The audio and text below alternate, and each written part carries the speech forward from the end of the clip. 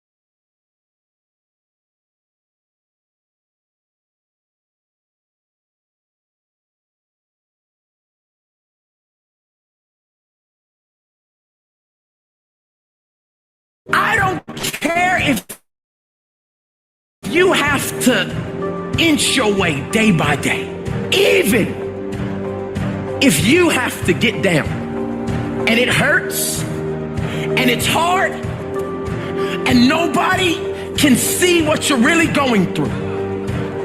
If you don't quit, the pit will become your platform. If you don't fail, you're not even trying. To get something you never had, you have to do something you never did. Don't complain. Don't talk negative. That's average people talk normal. Average people talk problems. The greats talk solutions. Average people use their time to whine and complain. Average people say it's their boss' fault. It's their mother's fault. I used to be average.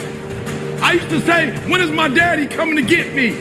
When is my biological father gonna come in my life? And while I would talk like that, I ended up getting kicked out of school. And while I talked like that, I ended up being homeless. And while I talked like that, I was broke. And then one day I woke up and said, Eric, nobody's coming to save you. Nobody's coming to get you. But you can go to the library and get yourself. The fruit of everything good in life begins with a challenge. Everything is uphill that's worthwhile. And it's not going to come to you, and it's not going to fall in your lap, and it's not going to be something that, oh my gosh, it just was so simple. It's always going to be difficult. And for many of you, this is your chance. This is your shot. This is your moment. This is your time. This is your opportunity. This is your place for you to really begin to live an intentional life. Imagine you're on your deathbed, and standing around your deathbed are the ghosts representing your unfulfilled potential, the ghost of the ideas you never acted on, the ghost of the talents you didn't use, and they're standing around your bed, angry, disappointed, and upset. They say, we came to you because you could have brought us to life, they say, and now we have to go to the grave together. So I ask you today, how many ghosts are going to be around your bed when your time comes? What do you do when 1,000 other people want exactly what you want? What if you're not the only one that wants what you want? What if there are thousands of other people who want what you want? You have to outwork them. You got to outgrind them. You got to get up earlier. You got to stay up later. You got to execute, and you got to go from 70 to 120. We did not come this far to just break down and lose now. I'm a winner. I'm going to win. Your dreams are phenomenal. The life that you have for yourself is phenomenal. In your dreams, your bank account is phenomenal. The things that you do, the way that you live, what you have is phenomenal. But you as an individual, you're average. You as an individual, you're good. You as an individual, you're great. And what I'm challenging you to do is to go from average to good, from good to great, and from great to phenomenal.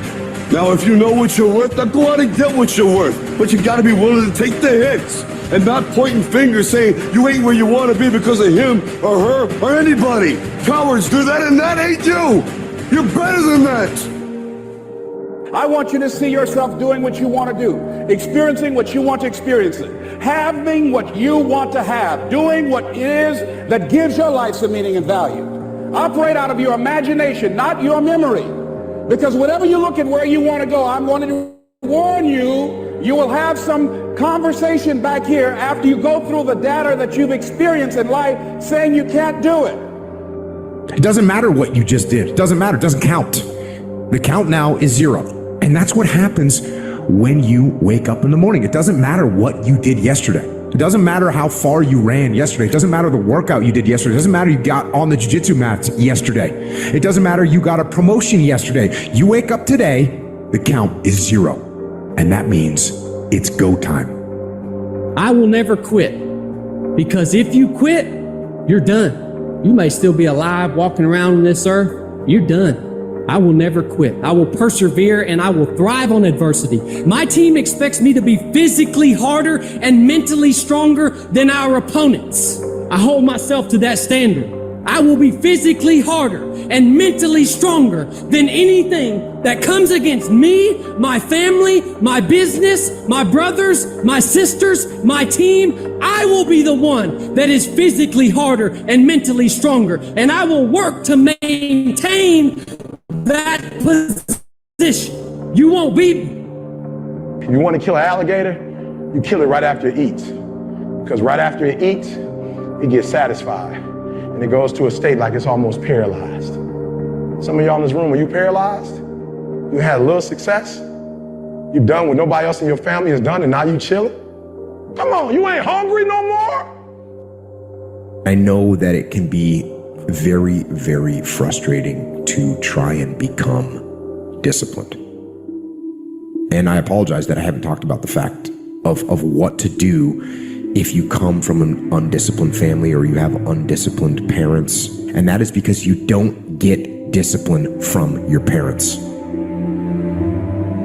You don't get discipline from your parents, from your grandparents, from your older brothers and sisters. You don't get discipline from an external source. You have to get it from you. Holding the line. Maintaining the standard. Giving no slack, none. That's the discipline. That's the discipline, and it is hard. And if there's one thing I would say that does make it easier, it's to envision what it feels like when you're done. When they're done, they feel good. Contrary to that, envision what you will feel like later when you let the discipline slack. You know the feeling. Feeling weak and defeated, and you know that you're falling behind. Ask yourself which one you want to feel in 10 minutes. When the thing is done, when the discipline has been implemented. Remember what that feels like, and then remember that those minutes and those hours, they turn into weeks and months and years, and holding the line in those critical minutes will put you in an infinitely better place, physically and mentally, if you maintain the discipline. So work through the weakness, fight through the temptation, hold the line. Hold the line, maintain the discipline. It is not easy,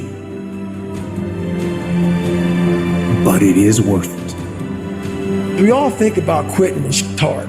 It's hard to process information during pain because that pain takes over and you can't think rationally.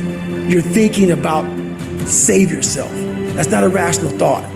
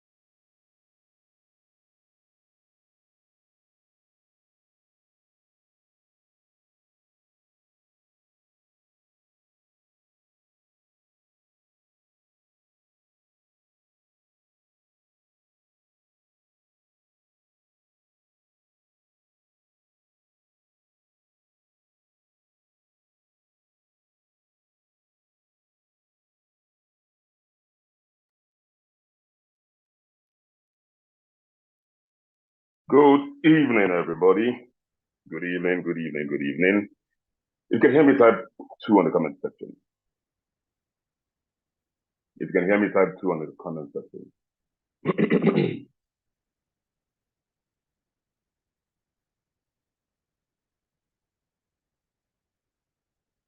All right, if you can hear me and you can see me, type 3. If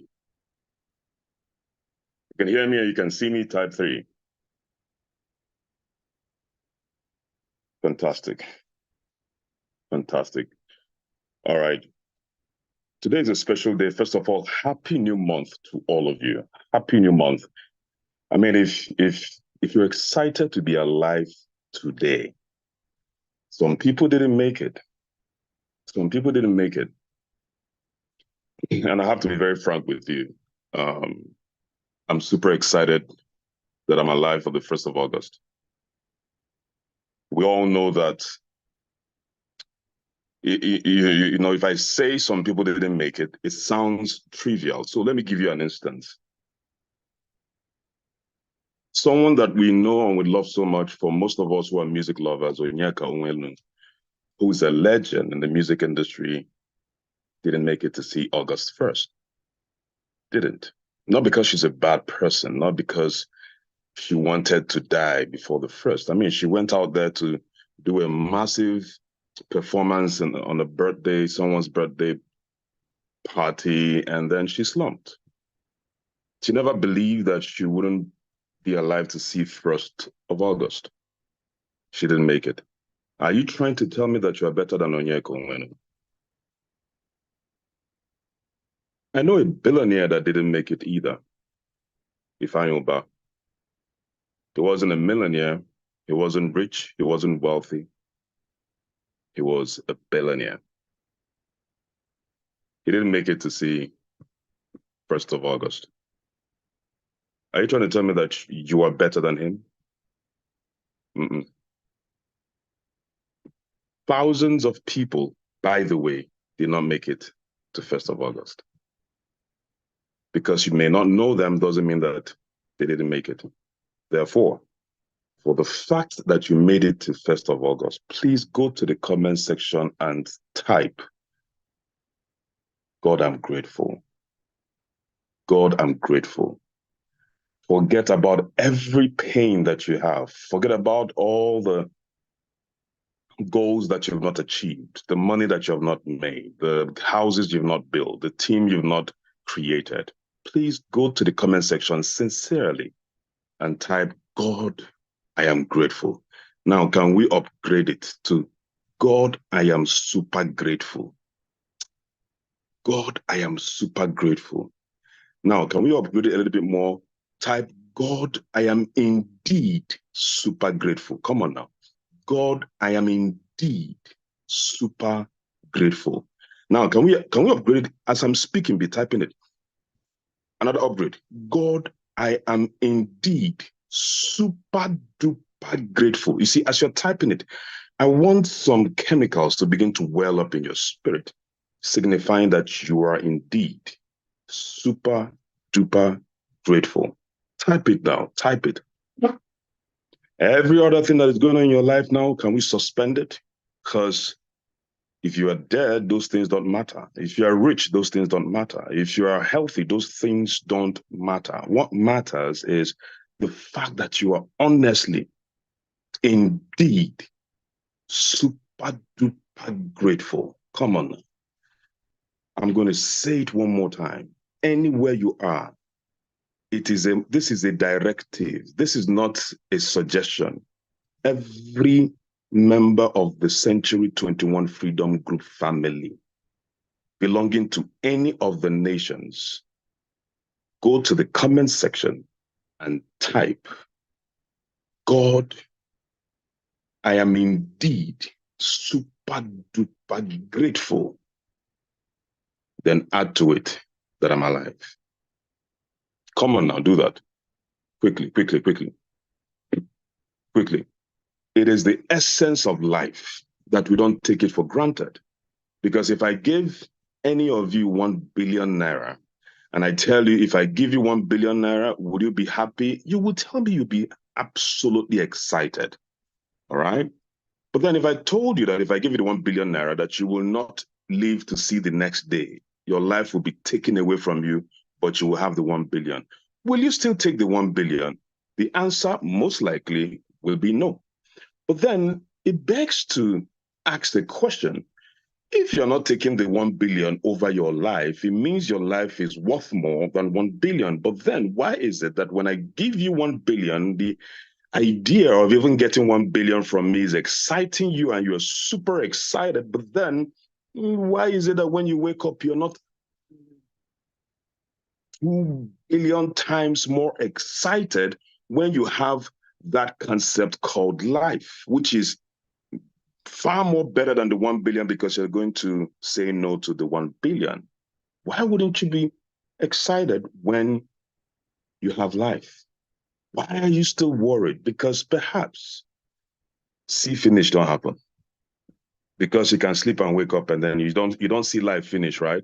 My friend, go to the comment section and type, I'm indeed super duper grateful that I'm alive. Go to the comment section if you've not written it down. I didn't say do your hand like this. You must write it, type it with your hands. That is the essence of life. Appreciating that the fact that we are still alive, it means that God is not done with us yet. Doesn't matter what we're going through, all right? So before we start, because we're in the season of rebirth, we are being rejuvenated, redefined, we are being remolded into understanding the assignment that we have. So before we start in earnest, we're going to have to pray. Who would like to take us through prayers?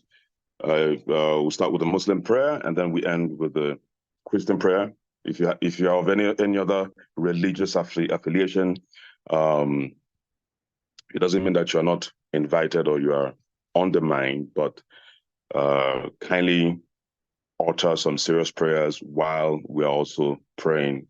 All right, it's just for inclusivity.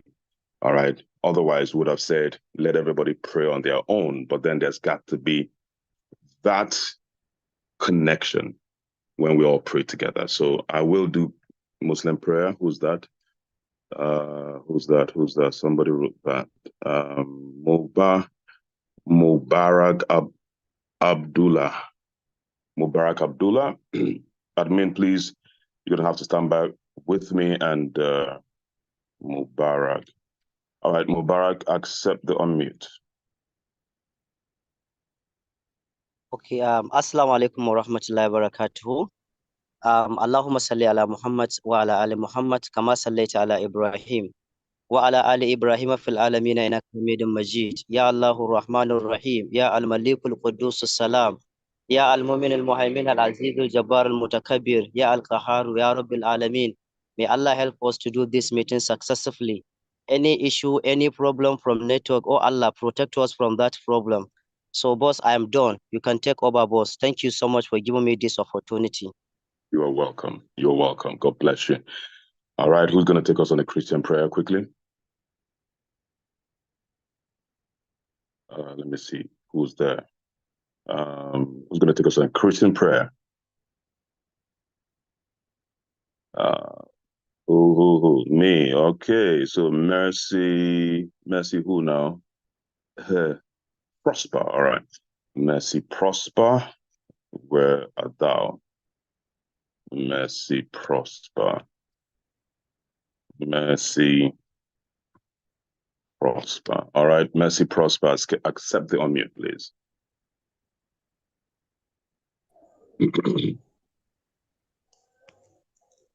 Should I pray? Yes, please go ahead. In Jesus' name. Amen. Father, we thank you, worship you for this great evening you have given to us. Lord, as we are here, Lord, I pray, oh God, for your insight. I pray for your spirit to abide with us in the name of Jesus.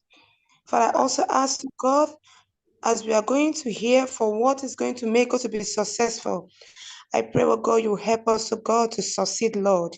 In Jesus' mighty name we have prayed. Amen. Amen. Amen. All right, thank you very much Yeah. for that prayer. Ladies and gentlemen, it's time.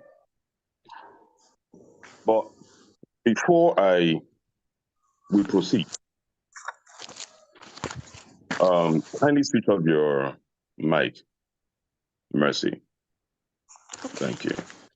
Before I proceed, I would like to appreciate each and every one of you. All members, you are absolutely appreciated.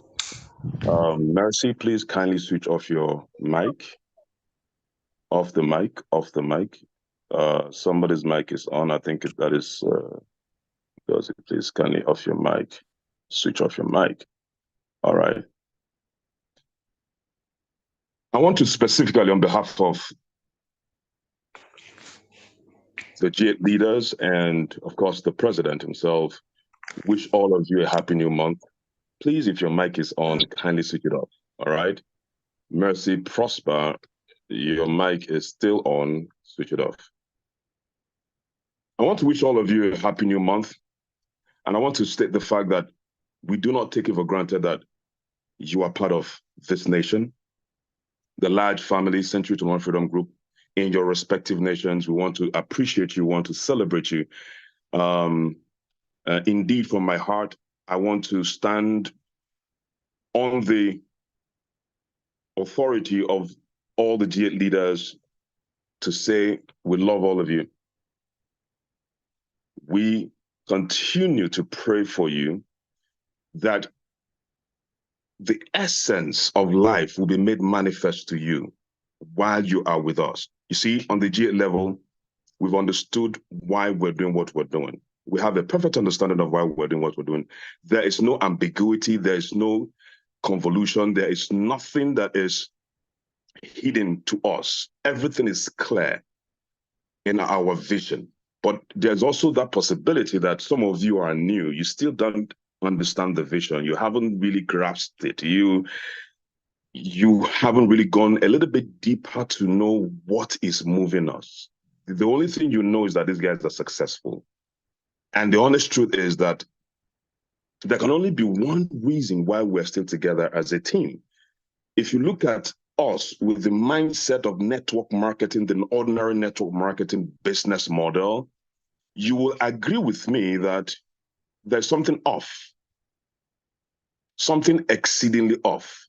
It is absolutely almost difficult. Now, when you listen to me, you have to listen to me critically, because I use my words intentionally. You would hardly find it true to see a network marketing team stay together for more than 5 years.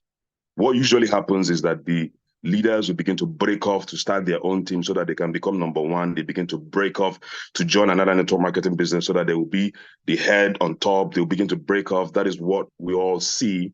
And if you want to be true to that, That is how it has always been. It's usually, 8 leaders. I'm not talking about 2 leaders. You could see 2 leaders stick together for 5 years. But not 2 leaders, not 3 leaders, not 4, not 5, not 6, not 7, 8 leaders been together since 2016, 2017, 2018, 19, 2020, when there was lockdown that everybody would have scattered. Yet 2021, the bond became stronger. 2022, 2023, now 9 years later, we haven't started. It means we're not here for selfish aggrandizement or selfish purposes. There's something deeper. And that is what you're about to understand today. In fact, if you are part of the team, you are blessed.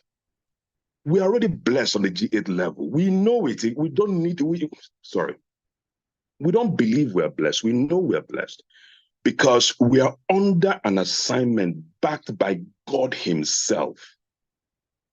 It is not something we believe. It's something we know with a knowing.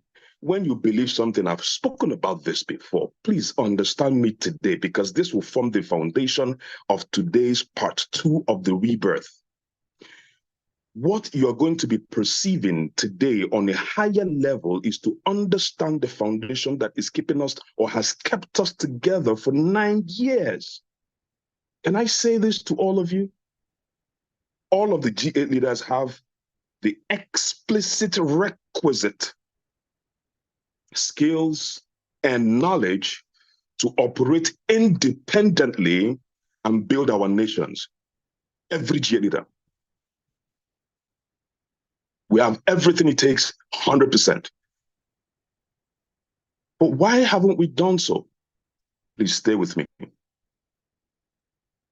It's good to believe. When you start, you believe. But believe is actually the lower level. The higher level is knowing. When I say I believe I'm a man, there's a problem. But when you ask me, are you a man or you a woman, I tell you, I know I'm a man. There is no ambiguity. I don't need any faith. I don't need any belief has got to be backed with faith because it's not sure.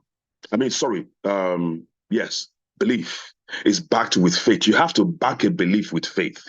Oh, do you believe in God? Oh, more, you need faith to believe in God. But knowing does not need faith. Knowing is more like a principle. I know that 2 + 2 is what? 4. I don't need to believe it. I know it. We know the vision we've been called for. And that is why we operate on a high level. And if you watch it, the people who are succeeding in our midst are those who know, not those who believe. Let me say it again. Check around. Whether you are old in the business, whether you just started 1 year ago, whether you started 4 months ago, it doesn't matter. Check properly. Anybody you see making money, not because they started on time, because I have people who started just last year and they are cashing out over $1 million every month. They are here listening to us. The only common denominator is go and check those people. They know why they are here. They don't believe it. They know it. Tonight, you will enter into the realm of knowledge because it is the pleasure of God to hide a matter and the pride of kings to search it out. Today, you will operate in your kingly nature to now search out.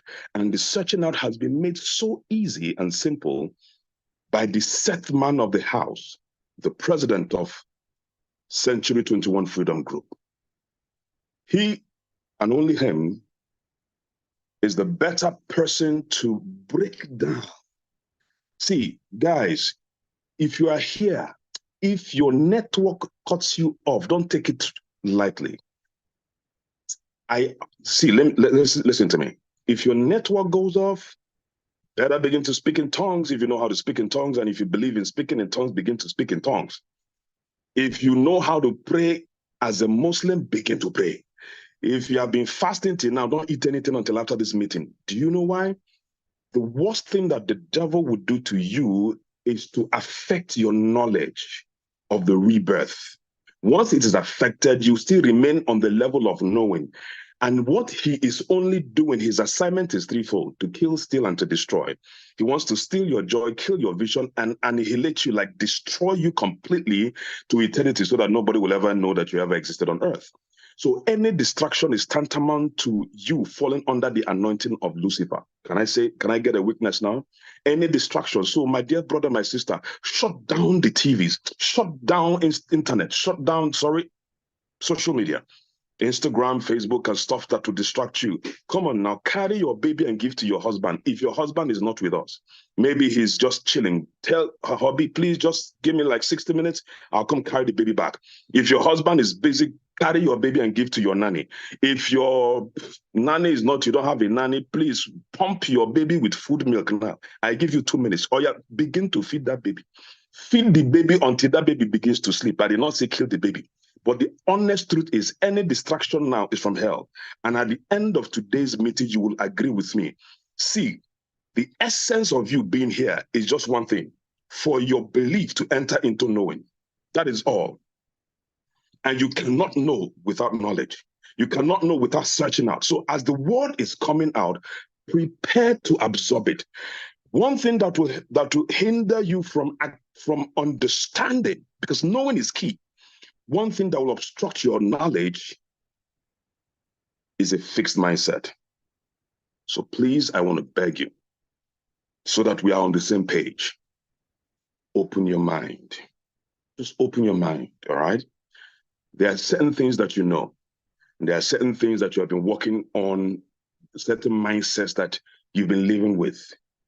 And you have not died, meaning that you are managing that mindset, or that mindset has been working for you. Is it okay that you open your mindset to consider what you're going to hear today? I'm not saying you should accept it, but at least consider.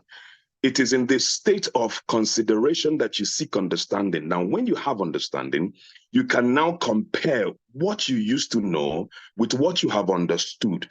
Then you now say, okay, what I used to know has not been working well for me. Make I try this one. It is called consideration. It doesn't mean that what you're going to hear today, you're going to adopt it and begin to run with it for the rest of your life. No, at least consider, so that, because when you consider based on knowledge, you'll be able to eliminate any mindset that is not benefiting you. Without consideration, you can't even know whether the previous mindset you used to have is even benefiting you. So the charge this evening is this: open your mind to understand, that you may know, not just believe, that you might enter the realm of knowing, that is knowledge. Ladies and gentlemen, before I bring in the Iroko himself,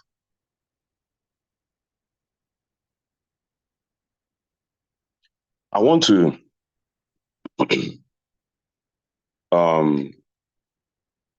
appreciate the presence of all GA leaders who are here this great day. All right, I'm going to mention them in no particular order, but I want to appreciate the presence of Ambassador Kelechi Anodere. I want to appreciate the presence of Ambassador Vincent. And also, I want to appreciate the presence of Ambassador Dr. Victor Abalsin. I want to appreciate the presence of Ambassador Ifeanyi Ozani. I want to appreciate the presence as well of Ambassador Ronke Kushimane. I want to appreciate the presence of yours truly, Ambassador Nefoe Simai. Ladies and gentlemen, we can't proceed without properly getting vigor from our vision, so that if anybody is in doubt,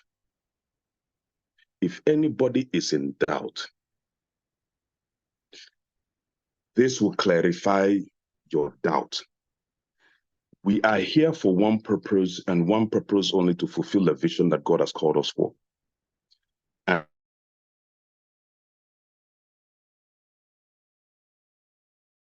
cite the vision and the mission together. 1, 2, ready, go. Our vision is to raise a financially free people who will in turn raise other financially free people who will collectively use their resources and affect the world positively. But there's an upgrade, because because this was how we started, but then to solidify it, the vision is actually clear, so you understand the depth of this vision. That is why we don't sleep. If we should die, we die fulfilled. You must have something to die for. Excuse me. Can I shock you today to let you know the authenticity of the vision? The vision is to raise financially free leaders. These are diamonds. Now, this is the clarification of our vision. To raise financially free leaders. Financially free leaders are diamonds. Now, we are not here to raise financially free leaders. Otherwise, we'll be doing other businesses. There are other businesses we can raise financially free leaders. But that is not the end of the vision. It continues. We are to raise financially free leaders, which are diamonds, who will in turn raise other financially free leaders. My goodness. Other diamonds. That means if I raise you as a financially leader, free leader, my business, my job is not done yet. That's not the vision. I must help you, be with you, work with you, mentor you, encourage you until you, as a diamond, raise other diamonds. Then I can rest if I'm still alive. But my job is not yet done, even if you raise other financially free leaders. The job is done when we now bring our resources together. Are you understanding it now? When we bring our resources together to affect a people and a generation positively, that is when the job is done. That is when the vision is hit.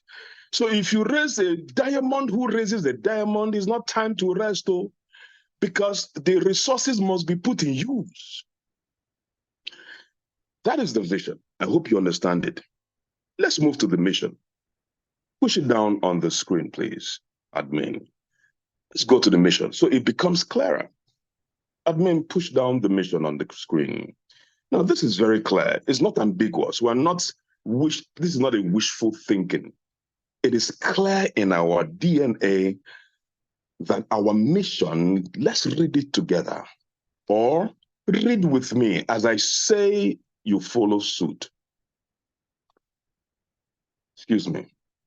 To raise 50,000 diamonds in the connected economy, and what? Hold on a second. To raise 50,000 diamonds in the connected economy and to usher in the next generation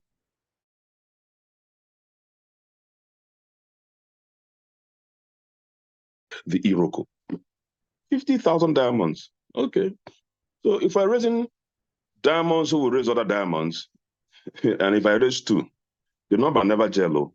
So I have to have a number that I'm raising so that we can get toward 50,000. So if I raise 10, we need 50,000. If I raise 20, we need 50,000. If I raise 10,000, we need 50,000. We can't stop, even if it takes us another decade. The mission is very clear, but we're going to usher in the next generation world changers. This is the assignment. That is why we can't break off until this mission is accomplished. Ladies and gentlemen, are you going to make money from this business? Yes, you will. Are you going to become a leader in this business? Yes, you will. Are you going to have influence, affluence? Yes, you will. But if all that is all you're looking for, you are not in alignment with the vision, I might as well say good night and choose another platform, because you will be frustrated. But if you seek the mission and the vision, all these other things will be added onto you. Money, wealth, freedom, influence, affluence, recognition, and fulfillment. But that is not what we're seeking. We're seeking the vision to help raise diamonds who will in turn raise other diamonds that we might use our resources to affect a people and a generation positively, not negatively. So ladies and gentlemen, with this being said, with this foundation being set in place, help me to welcome none other than the set man of the house, the visionary, the leader per excellence, the man who allowed himself to be used effectively by God, who has positioned himself in a place of utility by the constellations of the heavenlies that have assigned him on earth to raise a crop of rugged leaders at such a time as this, who has defied all odds to speak vision to truth, that anywhere he lives and moves and whoever he meets, that vision will always emanate from his mouth. He has allowed himself to be effectively orchestrated by the utterances of God himself to liberate man on earth. And he has deemed it fit to share this vision with not just himself, so that he can attract like-minded minds and leaders so that we can effectively carry out this vision. Today, the calling is also on you, that you come up hither, that we can do this together. For can there be an alliance when two do not agree? We also understand the power of what synergy. For one shall chase 1,000 and two shall chase 10,000. And this has been the fulcrum binding us together. Thank God for a visionary who understands this fundamental principle, who does not believe in self, who single-handedly said, I don't want to be regarded as top anything. I want to be regarded as the man who has been called to fulfill a mission and a vision in my lifetime. Ladies and gentlemen, with all this being said, in a heated accolade perpetuated in the very fulcrum of today's event, may you all stand up if you can. May you all stand up if you're not incapacitated. And welcome with me as I stand, ladies and gentlemen, the convener, the president, the leader, the visionary, none other than my friend, my leader, Ambassador Michael, Ambassador Dr. Michael Okoli, the entrepreneur mentor. Ladies and gentlemen, welcome him. Keep welcoming him. I'm still standing, so you don't need to sit. It is called protocol. Give respect to whom respect is due, that yours will come to you. Please keep clapping until he gets on stage. Celebrate the visionary. Celebrate the leader. Ambassador, are you there? Come on now, keep clapping. Keep sending the emojis. Keep appreciating him, for he's a man who has identified himself on earth to be used by God. 100%, sir. God bless you. Thank you so much. Thank you so much. Thank you so much. Today is a special day. Very, very special. And thank you, Ambassador Dr. Nefo Simai, for holding forth. And today is very, very special because it's an awesome day. And because it's a great day, there's a lot of challenges that we're facing right now in the office. You know, from different networks all logging out, to lights all going out. All right. But we will overcome, because what is destined to happen will definitely happen today. So I want to thank everybody that is here. Please, the YouTube link is there. Some people have been removed from the Zoom. So there's a YouTube link. All right. So confirm you can hear me and you can see me. Confirm you can hear me and you can see me.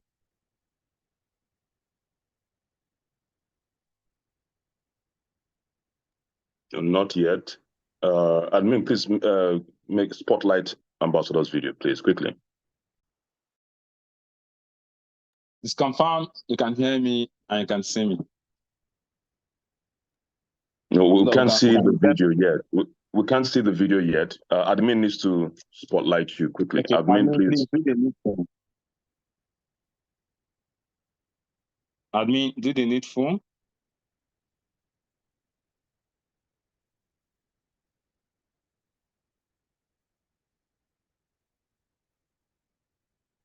All right, while admin is doing the needful, I just want to let you guys know that there's a lot of challenges here. The lights going on and off. There's lights, the inverter fully charged. And a lot of credits on the meter. There's even NEPA lights, but light is just going off. And we're trying to fix it, and it's coming on. Admin, please, can you do the needful, please? So can you see me now?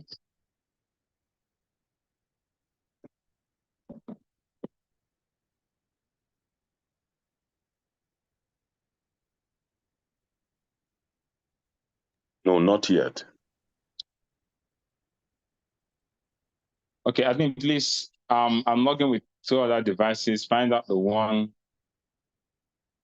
Put in the proper device, please.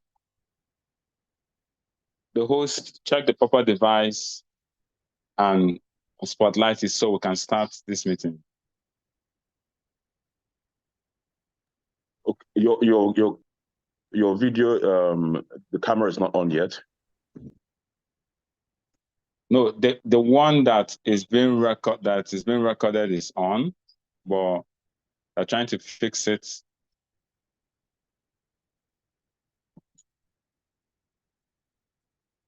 Just spotlight the video. I can see myself there. Spotlight the video, please. I think it's spotlighted now.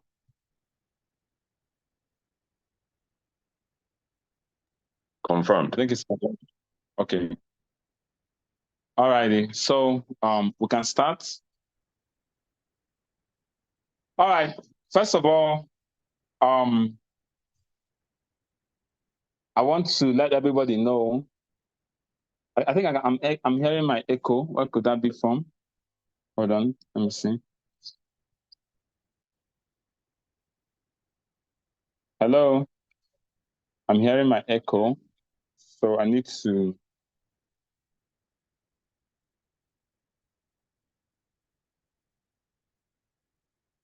Let me keep this thing down there. So. All right. Hope I'm not echoing. Confirm if I'm echoing or not. Just confirm when I'm echoing.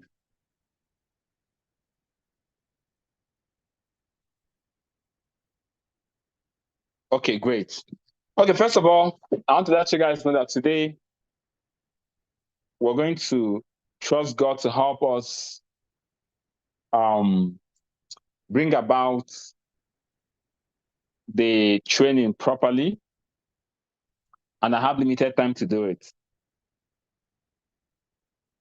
But I want us to take a moment right now, a moment of silence for the many Nigerians that lost their lives today in the protest. I heard a lot of people lost their lives along Sulejamina. I'm hearing a lot of shootings, a lot of things are happening. We know all over people would have lost their lives today. We don't know how many, but I want us to take just a minute to observe in honor of the people that lost, the Nigerians that lost their life today because they are protesting for a better life. And in the process, today became their last day on the earth. Let's observe 1 minute silence for them.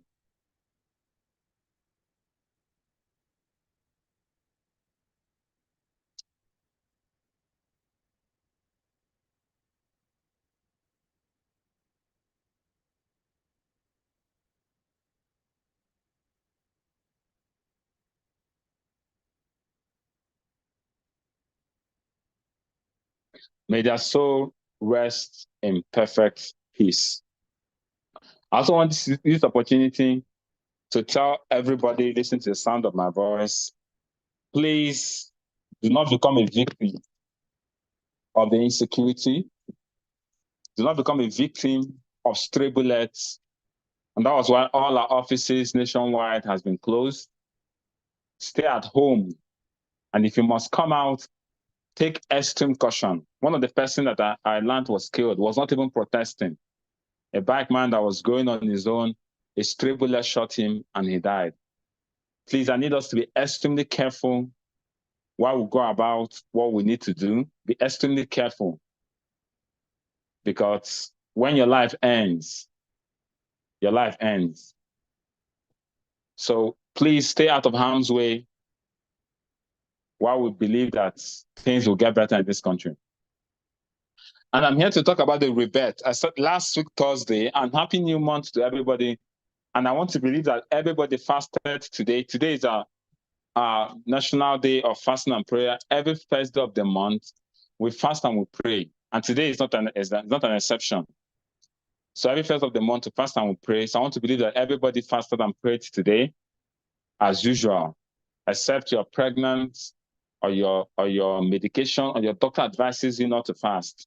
It's a voluntary fast, first of the month, because our number one cardinal culture, the number one structure we're standing on is commit your business to God. All right, so every first of the month is declared a day of fasting for all C21 FG members across the world. That way we'll commit our business to God, and the fasting and prayer is coming. Now, the first of every month is declared a day of fasting and prayer, because number one, the foundation of our business is the number one cardinal culture of our business is committing your business to God. So we are doing that. And number two, the reason we fast and we pray is we declare and profess and confess our helplessness and our hopelessness if God doesn't work with us. Because the Holy Book said, except the Lord builds the house, the laborers labor in vain. So no matter what you're doing, if God is not with you, it's going to be in vain. Some people might say, no, but there are some people that are not praying, but they are succeeding. Elon Musk, does he pray? But he's the richest man in the world. Bill Gates, Mark Zuckerberg, all those people, they don't pray. So don't tell me that if I have to pray to succeed. And some people have that argument. So I don't need to pray. Just work hard. Just be diligent. Well, it said, except the Lord build the house, the laborers labor in vain. Now, why am I saying that? Because you can be laboring, but your labor is in vain. You can be laboring, but your labor is in vain. How do you mean my labor is in vain? I'm getting paid. I created a product. I'm getting paid for the product. I'm selling ideas. I'm rich. I'm making millions. How can you tell me my labor is in vain? It's because you think life ends here. You think everything about life ends on this planet. So that's why you're judging your labor by the remunerations that you get while you're on earth.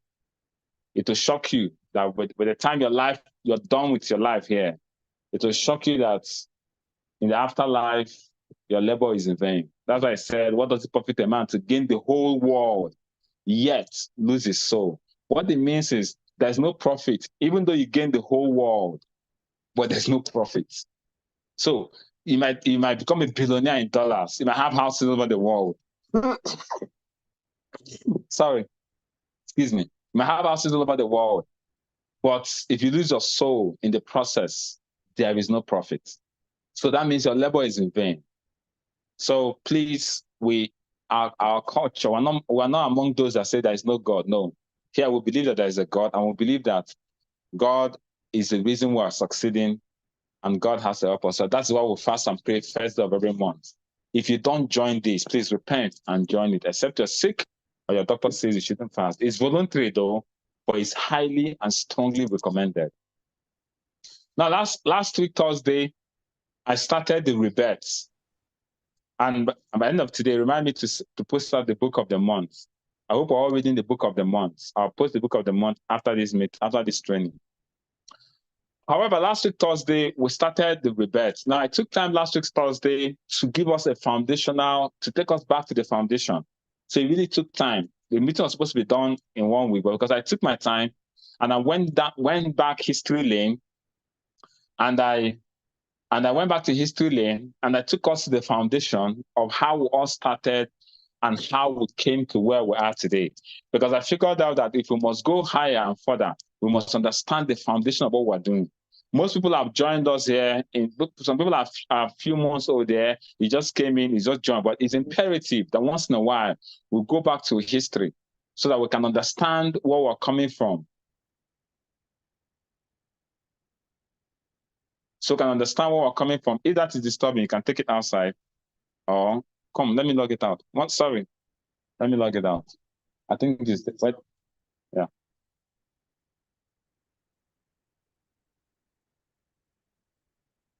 think it is disconnected already. What happened? It is.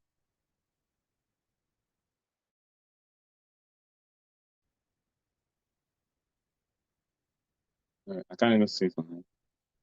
Okay, all right. Please confirm you can hear me.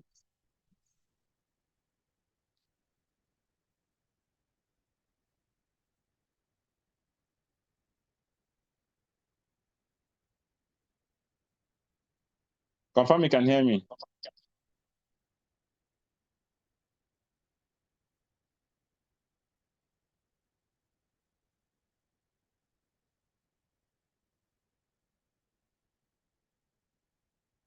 Confirm you can hear me.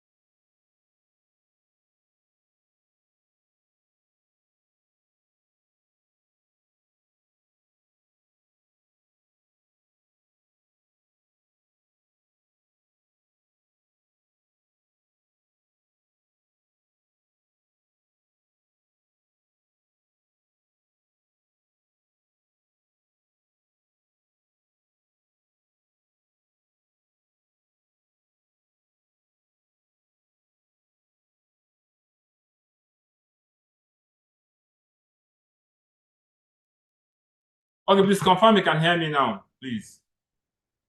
Confirm you can hear me. Confirm that the sound is back. All right.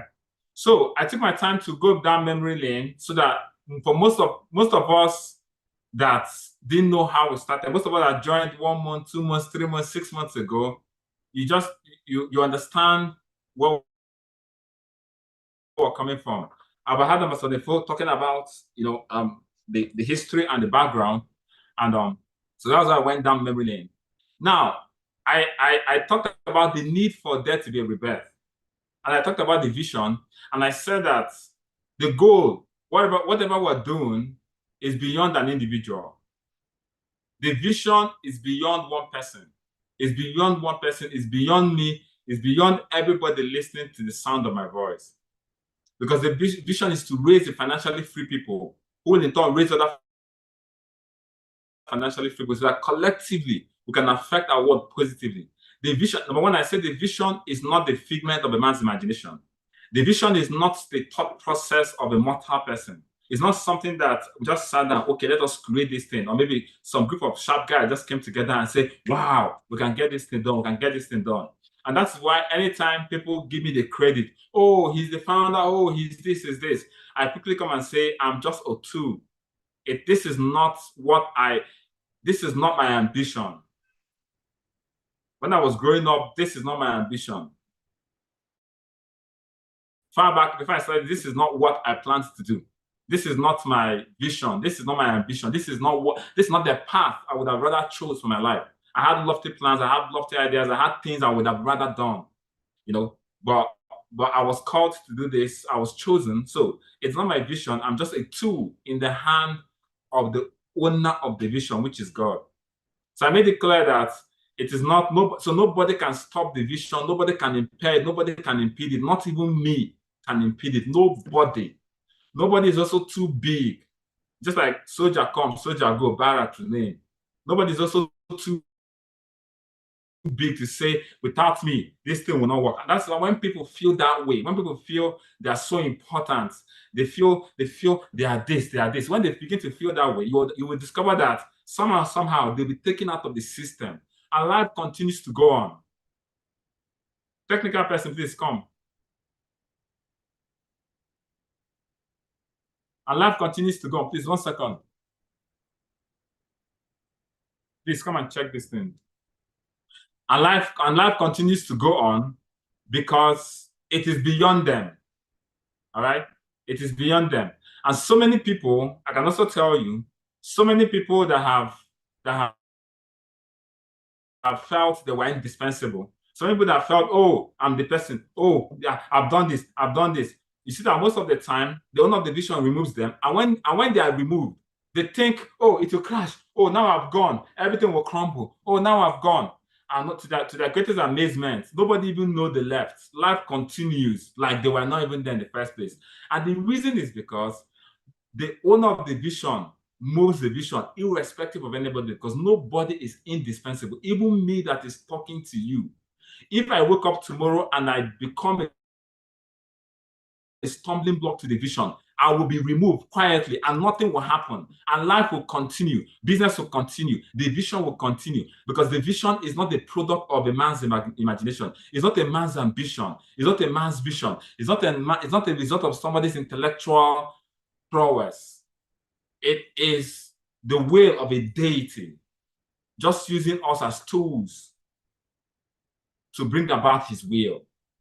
And I made it clear the last time. I need to reiterate it so that when you understand this, you become very careful. You don't feel there's no place to be proud. Somebody say, oh, you're too humble. You see, it's not about being humble. It's about understanding that you're just a tool.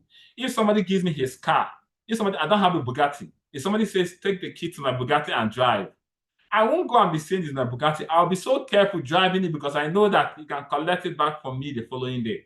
So it's not about being humble. It's just understanding that this is not your own. You are just a tool. You are just like a pencil. You are just like a tool. And you can be replaced if you feel you're too much. It is God that exalted the lonely and bringeth down the proud. So nobody's indispensable because there's a vision that is beyond every one of us. All right? And I made also understand that the vision is about affecting the world positively. Network marketing is just a tool that we're using. Network marketing is a vehicle. I want to go to Lagos. I'm in Abuja. I want to go to Lagos. I book Airpeace. Airpeace takes me to Lagos. It's not about the Airpeace. It's about the Lagos I'm going to. So, but I have to use Airpeace. I cannot run to Lagos. I cannot drive to Lagos. I must of necessity fly to Lagos. So the only way, the only route, the only vehicle for me to get to Lagos is Airpeace. So I have to go through Airpeace and follow the rudiments to get to Lagos. The business is a vehicle to get to the vision. Network marketing is just a tool and a vehicle for us to get to the vision. The ultimate goal is not the network marketing. The ultimate goal is the vision, which is to raise a group of financially free people who will go ahead and raise other financially free people so that collectively we can use our resources to affect the world positively. That is the vision. And network marketing is the tool, the vehicle we're using to achieve that vision. I made it also clear that at the end of the day, we're a group of people that are bound by one vision. So when we begin to make money, and I'm going to say this thing now, after immersion, from the month of April, May, June, July, we agree that every Kingsman brings up 1% of their income. Now, we may not be pushing it because it's something that's done voluntarily, all right? But I encourage every Kingsman, if you have not done it, please calculate 1% of your income and make sure that this month you send it to your GA leader, because it's not something you do. It's not something you're forced to do. It's something you do from a point of understanding, because you understand this money I'm making, part of it, a percentage of it will be used to affect the world positively. Now we're coming to a point where we're going to do major things, but until we get to that point, we begin to use our widow's mind. The little we make, the little we do, we put smiles in the face of people, put smiles in the face of people generally. So I want us to know that that is where we're heading to. And I also want to let us know that that we have been entrusted this vision, because there's some people that will never do our business. There's some people that we need to help. You see, what affecting the world positively is in two folds. There are people that we need to show our business, and they do it and they become successful. There are people that may never be able to do our business, but from the money we make from our business, we help them. The motherless babies, the orphans, the sick people, the villagers. There's some people that may not be able to do our business, but when we make money from our business, we'll bring all the monies together and we'll affect them. I also told you guys that I gave you guys an example. The mission is to raise 50,000 diamonds, 50,000 people that are monthly millionaires. That's the vision. And I gave you an example that imagine if 50,000 people are making monthly millionaires.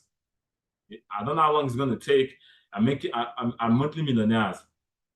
And at the end of the day, those 50,000 people, so okay, let us bring up 1 million naira. Was it 50 billion that we calculated? So we did the mathematics and we said, imagine what 50 billion can do. And also told you guys that there are several people that use their money to perpetuate evil. There are several people that use their money to sponsor terrorism. As I'm talking to you now, the peaceful protests would have been peaceful, but some people use their money and sponsored banditries to come in and hijack the protest and be looting and cause mayhem and kill and cause. So some people use their finances allegedly. There's no proof, but it's alleged that some people will have used their money to sponsor people that will come and overtake the peaceful protest. Nigerians are largely peaceful people. But guess what? Some people were allegedly imported or brought, allegedly, because I don't have proof. I'm just telling you. And at the end of the day, those people come in and they begin to, an ordinary peaceful protest that would have showcased the heart of Nigerians. Some people that have come in, turned it to looting, fighting, killing. Now, for those people to come, some people may have sponsored them with their monies. So that is how it is. So when you make money, it's either you're sponsoring evil or you're sponsoring good. So our goal is to raise the money, make the money, and begin to sponsor good, create positive impact, and affect the world positively. That is the vision. And I said, for us to be able to fulfill the vision, we need to change who we are in terms of our attitude. I'm doing a recap of the last meeting before I now continue. We need to change who we are. As a necessity, the people that we are may not be able to accomplish this vision. The owner of the vision demands, let me put it this way, the owner of the vision demands certain qualities, certain attributes, certain attitudes of the people that will accomplish the vision. There's a demand, and that demand is what is leading to the rebirth. The demand is to change our character, change our attitude, change our mindset, change our philosophy to pattern a certain way. Because if we must come to a point, it's not just making money. We must come to a point where we can make that money and use that money and affect the world positively. There is a culture that we must build. We must be reborn. I also made you guys understand that the level a man can attain in life is as a result of who he is. No matter what a monkey does, a monkey cannot sit on this table because he's a monkey. If he wants, let him work so hard. The nature of that monkey has placed a limitation on what he can achieve and what he can become. Nobody will hand over governorship to a monkey because that monkey is a monkey. That monkey has to be reborn, be created to be able to handle certain level of authority in the human space. So I now said that if we must achieve this vision, if we must achieve these goals, as a matter of necessity, there has to be a rebirth of our ideas, a rebirth of who we are. We must put away certain things that has brought us thus far and wear new things. And it's those new things, those new character, those new attitudes that will enable us to take us to a place where we can fulfill the vision. I also said that if there is no rebirth, we'll run a risk of extinction. If there is no rebirth, if the bulk of people that are running this business do not have a rebirth, it's most unlikely that we'll fulfill the vision, because the vision requires, just for example, someone wants to enter into the university. No, you must pass your JAM, you must pass your work, you must have certain amount of credits. So there are certain requirements that we need to have in order to be able to fulfill the vision. If you can hear me, please go to the chat box and say, I can hear you. If you can hear me clearly, go to the chat box and say, I can hear you clearly. If you can hear me clearly, go to the chat box and say, I can hear you clearly.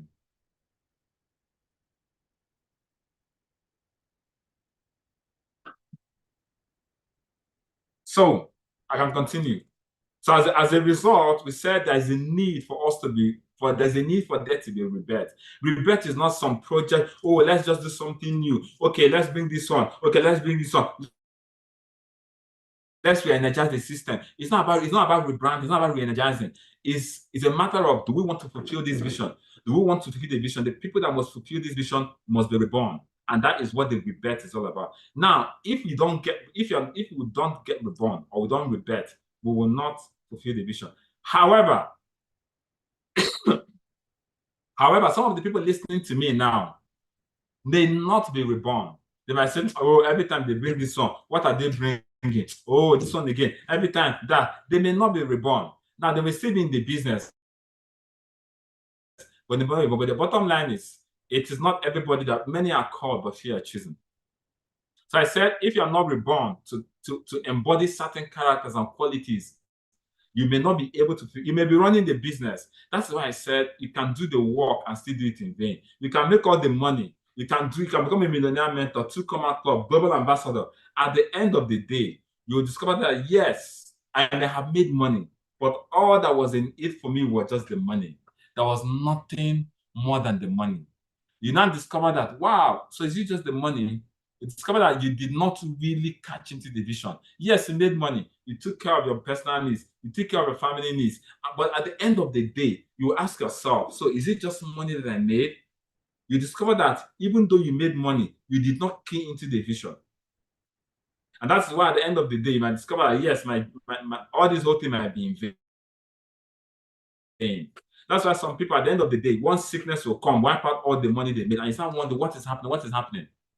But for you to make money and also find fulfillment in life, you must come to a point where you understand, I'm not just making money. Yes, I'm going to make money, but there's a higher purpose. It's not just to make money. And I've come into this to make money. Like I shared it with you guys, the reason I came into this whole business was not even this I'm telling you. I came because I wanted to pay my rent. I wanted to pay my rent easily. And I've come into this just to make money. But with time, I now understood it's beyond making money. There is a higher purpose. There's a higher dimension that will bring fulfillment. And those of you listening to the sound of my voice, how do you feel when somebody, yesterday, one of the GD that sent me a message, people send me messages, how do you feel when somebody in your team feels so grateful that you brought them into this business? That is beyond money. These are the things that money cannot buy. That is the vision.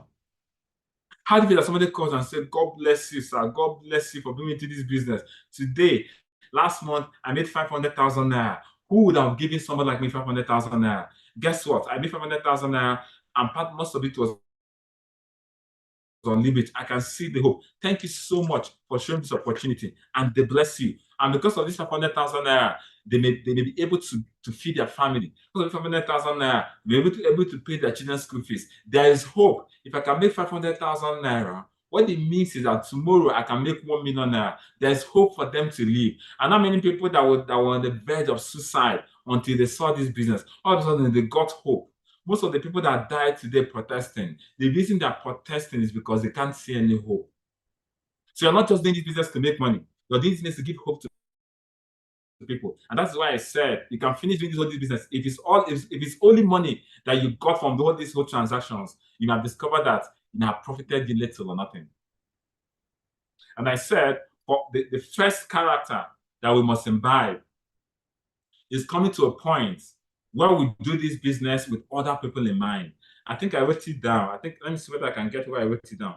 I said the first character we must imbibe is coming to a point where we do this business having other people in mind, not just to get people to make money. But hold on, let me see. I think I wrote it down somewhere. If people are interested in development of other people rather than their personal aggrandizement, if people who are interested, so the characters, when we're reborn with another character. The characters that will ensure that we fulfill this vision, number one, which I spoke the last time, is a people who must have the character of a people who are interested in the development of other people rather than a personal aggrandizement. Human beings are selfish by nature. And I gave an example of the rich fool, that said, oh, today, because most people, all they care is about themselves. Oh, okay, I'm making money. I come. If I get that max advance, I'll make 150K. I'll cash. I'll make money. That was the story of the rich fool. He said, oh, I have several bands. I have this. Oh, my soul, relax. You're financially free now. You're financially free. Relax. You don't need to work anymore. Now begin to eat and enjoy. You have enough money to spend. If you're going to live for the next 100 years, you don't need to lift up a pin. You can relax, and you have investments everywhere. You have PLI, you have interest, you have a lot of money, you have real estate. Just relax. Let your soul enjoy for the rest of your life. And God called that man and said, "You rich fool." He called him a rich fool. He said, "Tonight your soul will be demanded from you. Let me know who will enjoy those things." So I talked about it. Now, the goal is financial freedom, but the end point is not financial freedom. Because if your own is, okay, let me just make money and just make money and just make money. One second. Please come to the office. Come to the office. The lights are come to the office. The lights are messing up. Okay, please go down. Security is not allowing somebody to enter. Sorry, I need the technical person is coming there, sorting out the lights. So they're stopping him. All right. Tell them to allow the security allow them to enter. So like I was saying, so if the whole goal is financial freedom, yes, I'm making 10 million naira monthly. You see, I don't even have to do anything. I'm making 10 million naira monthly. Oh yeah, relax. Oh, my soul, relax. Enjoy. I have massive team. I have team here. I have team here. I even have team in South Africa. I have team in England. I have team in Canada. I have team in America. In fact, I don't have to lift a pin. Every day I generate 200 calls. I'm making 10 million naira monthly. And I have investment. I have treasury bill investment. I have real estate. I have everything. And you say, okay, let me enjoy and become financially free. Now, that was the story of the rich fool. We called him a fool because you are interested in only you. You're not interested in what the person that created you and brought you into this world has a purpose for you. The purpose is not about you. He said tonight, your soul will be taken from you. Let me know who will enjoy that. So I said that the first character and the habits of the people that are going to be reborn are people that are interested about the development of other people rather than a personal self-aggrandizement. Now you're going to make money. You're going to make money. You're going to be financially free. Financial freedom is come to a point where you don't have to do anything. You're making money, but you're not going to just see them and say, "Now I can make money." No, because you're not here for the money. You're here for the vision, and the vision is to raise other people. And that's why people like us cannot say, "Okay, right now, why are you even running meeting?" In fact, go and I can travel right now. I can travel anywhere I want to go. I can be anywhere I want to be. I can live life in any way. But you say, no, it's not. It's beyond you. It's not about you. There are people you need to mentor. Why am I having this training? Why am I coming out to the office despite the insecurities to run this training? Is because it's beyond money. I'd have said I made money. I don't even care. If you want to do your business, no one knows. And the honest truth is, whether people do business or not, I'm at the point where I'm financially free. I don't need a dime anymore. I'm really financially free because of my investment. But the thing is this.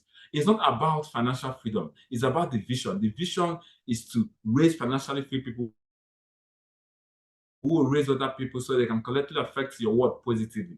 So I said that the character of the people that will be rebirthed, people that are reborn, are people that are selfless.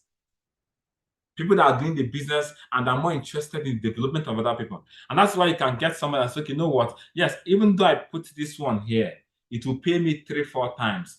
But no, let me support this person. Even though it will pay me once, I will support you so that you can make more money. Yes, I know if I put it here, I'll make 3 times or 4 times the money. But let me put it here and support this person. Why? Because it's not just about money. It's more importantly about developing other people to become successful. And I also said that, so going forward, and I brought out the payment consent form. So going forward, you don't just get prospect and all you want to do, you're just after collecting their money. No, you're not after collecting their money. You should be after making them to understand how what you have can help and assist them to become better. And if they don't understand it, you can return their money. And I said before you register anybody, the person must fill the payment consent form to be sure you understood. So gone are the days, you just say somebody, just bamboozle. Okay. You collect, do the person point and go to the next person. It's no longer happening. But the people that have the rebirth mindset, they're not interested more in making money as more as much as they're interested in developing other people.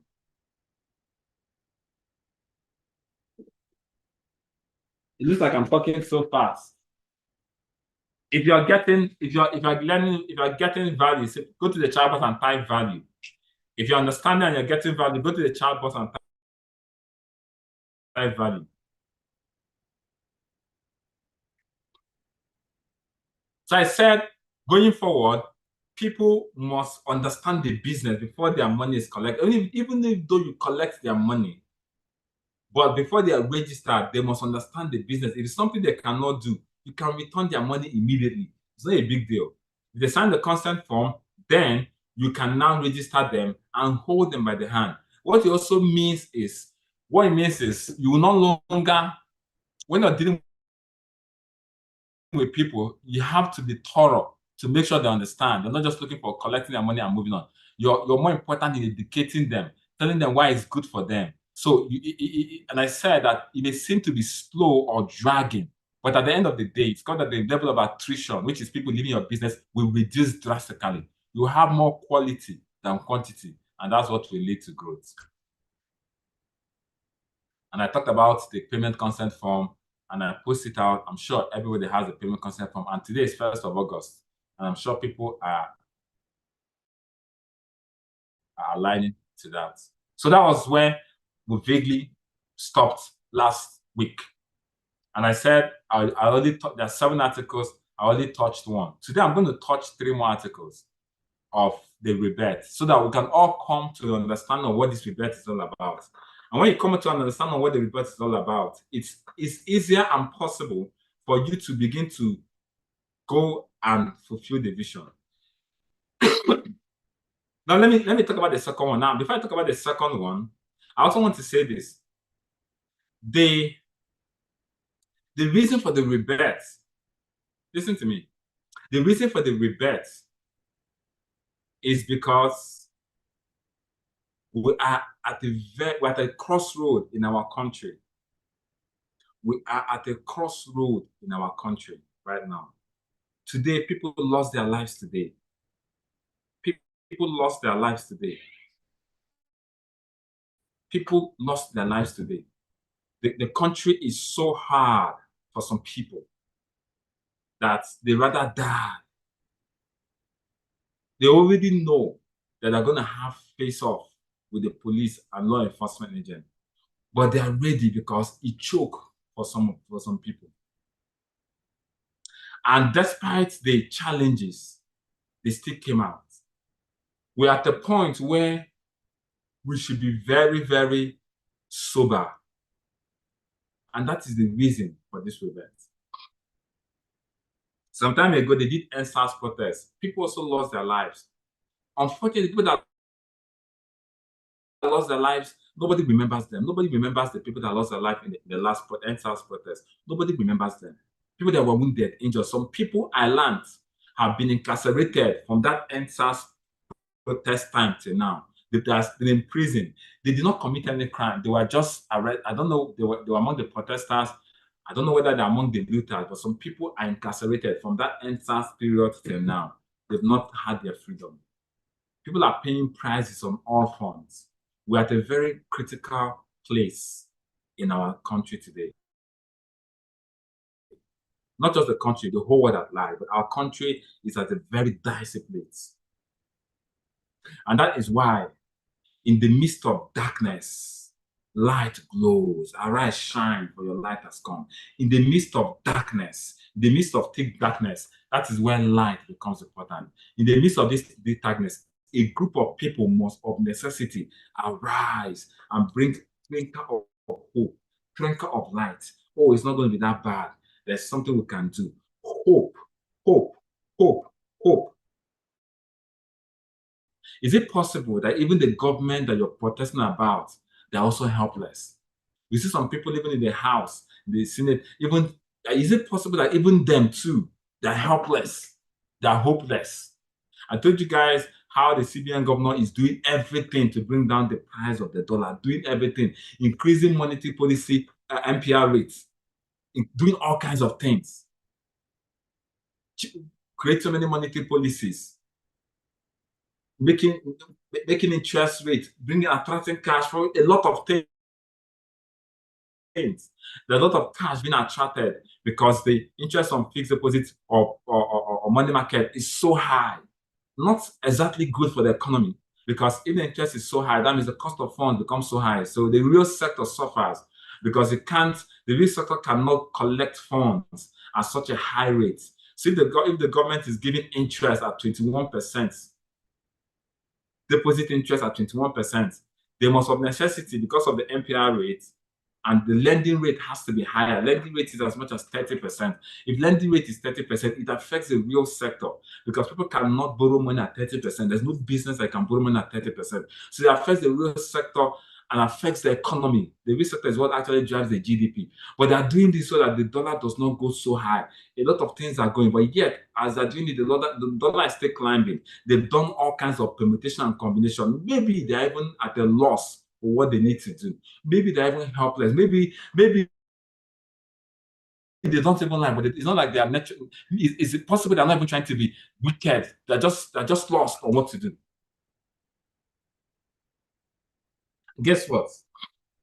At such a time like this, it behoves for a light to shine, a group of people to shine and say, hey, there's something, it can't be that bad.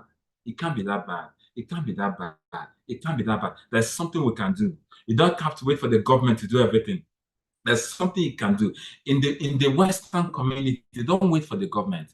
Even though their government is more organized and they give food stamps to people, but they don't wait for the government. Everybody goes out every day and does something that puts food on their table. Everybody is adding to the GDP. Everybody understands what it means to go out and work. We're at the point where a new hope and a ray of light needs to arise for the nation. And that's why this rebirth is very important. A new set of people have to be reborn. The way we're doing this business, we need to change our psychology. We need to change our mindset. And that is why you must, of necessity, carry this new. Now, the new people, I call them the diamonds. I call them warrior leaders. The new warrior leaders are going to be reborn.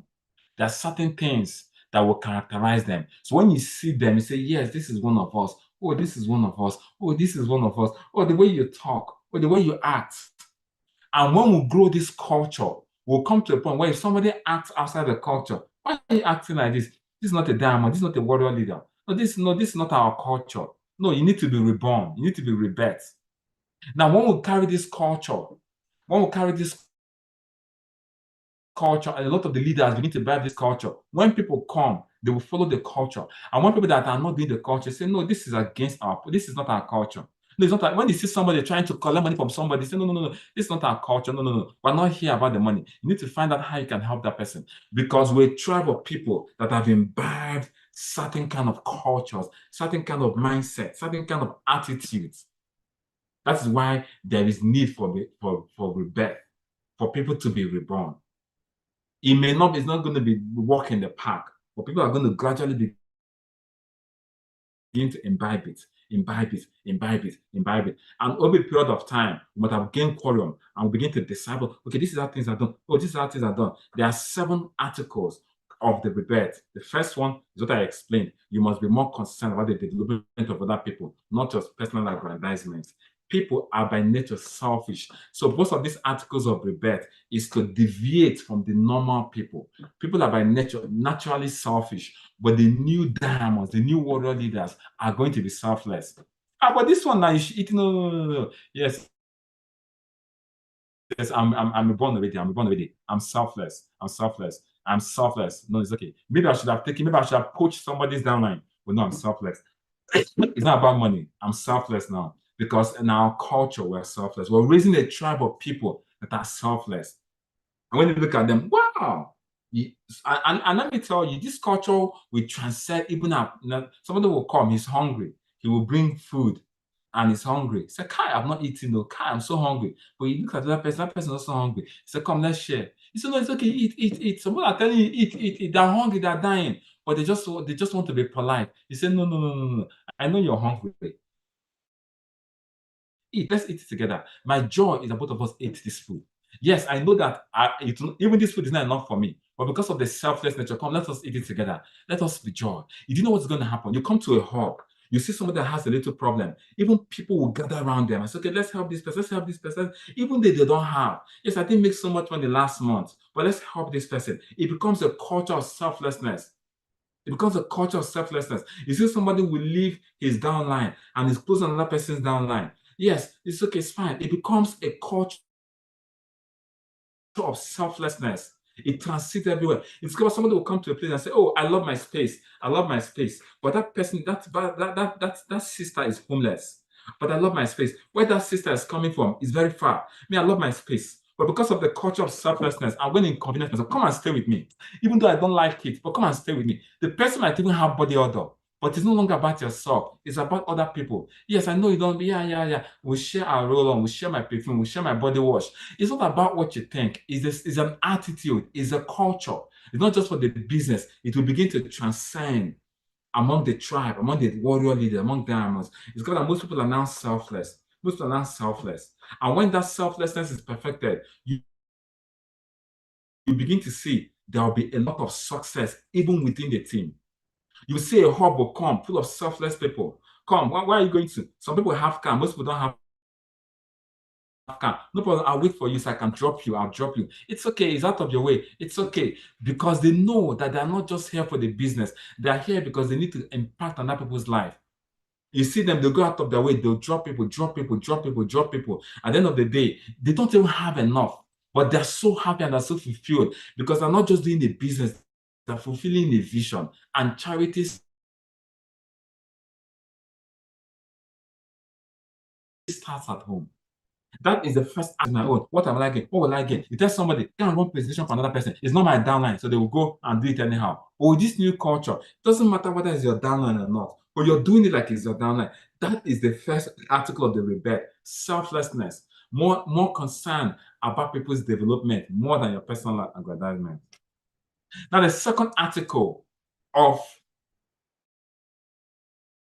this Rebirth, I'm going to talk about three because of time. The second article of the Rebirth is this. I'm going to read it out. A group of people who are ready to follow laws and regulations and come under governance and authority, because human beings by nature are rebellious. Now, in this Rebirth, the things about this Rebirth are things that are against the normal human nature. The normal human nature is selfish. The normal human nature does not want to come under authority. The normal human nature is rebellious, has ego. But the group of people that are going to be reborn are people that are willing to come under, I wrote it down, are ready to follow laws and regulations, come under guidelines and governance and authority, because by nature, people are rebellious. Now, let me tell you, for you to be rebirthed, to be part of this rebirth process, you must be ready to cast your ego and follow authority. You must be ready to follow guidelines and laws, rules, and regulations. We live in an age where people don't want to follow order. Everybody wants to be their own boss. No. Why? Don't come and tell me what to do. You see some people that come and tell you, who is this? When we traveled to the Philippines in 2019, a young man that was doing so well in one of the nations, doing so well. His leader then, but he didn't qualify to go for the Philippine trip. His leader then brought out money, brought out gift checks, qualified him because he saw potential in him.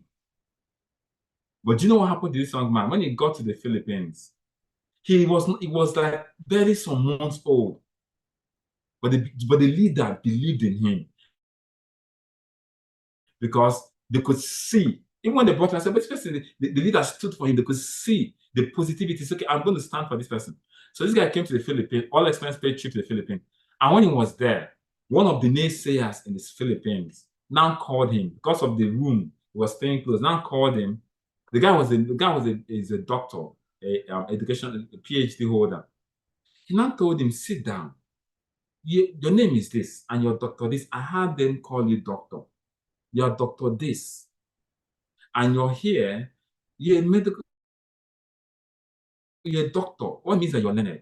How can you be here and you allow small boys to be telling you what to do? That's what I told the guy. He said, they can't be here and allow, who is even, look at Michael, don't you know you're older than that boy? yet he's telling you what to do, and you're sheepishly obeying him. You're married and with children, and you're a doctor, and you're here following those. Don't follow them. Use your sense. Think. Be your own boss. In network marketing, you're your own boss. You're your own boss. Be your own boss. Don't allow them. And this young man became corrupted. He was so corrupted that he now went and started asking another leader, are you sure? Are you sure? So when the young man came back from the Philippines, he said, I'm going to start my own office. He started doing things on his own because somebody sold in the wrong seed. Today, the young man is gone. Nowhere to be found. He came in, he said he left his leader's office. Let me start my own office. I want to do my own thing separately. I want to create my own system. I want to create the person is nowhere to be found today. Human beings by nature are rebellious. But the group of people that were raising, for you to be reborn, you must throw your ego. You must throw what you know. And you see, can't you see that the people that are succeeding in this business are people that are willing to follow laws and regulations? They may have more qualifications than their leader. They may be older than their leader. They may have more experience, life experience and exposure with their leader. But can't you see that those people, they humble themselves? Yes, sir. Yes, sir. Yes, sir. It may not even go their way. It may not even be what they want, but they are humble, they are loyal, they follow law and order. It's not that they are stupid, but it's a protocol of the rebirth, because that is the pathway to success.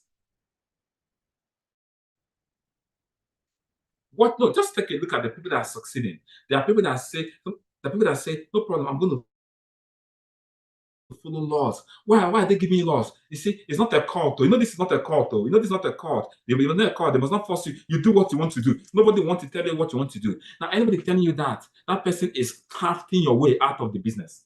Because the person that must succeed must humble themselves. Because it is pride that makes you to feel nobody will tell me what to do. And me too, I know it. Me too, I have sense. Me too, I'm thinking.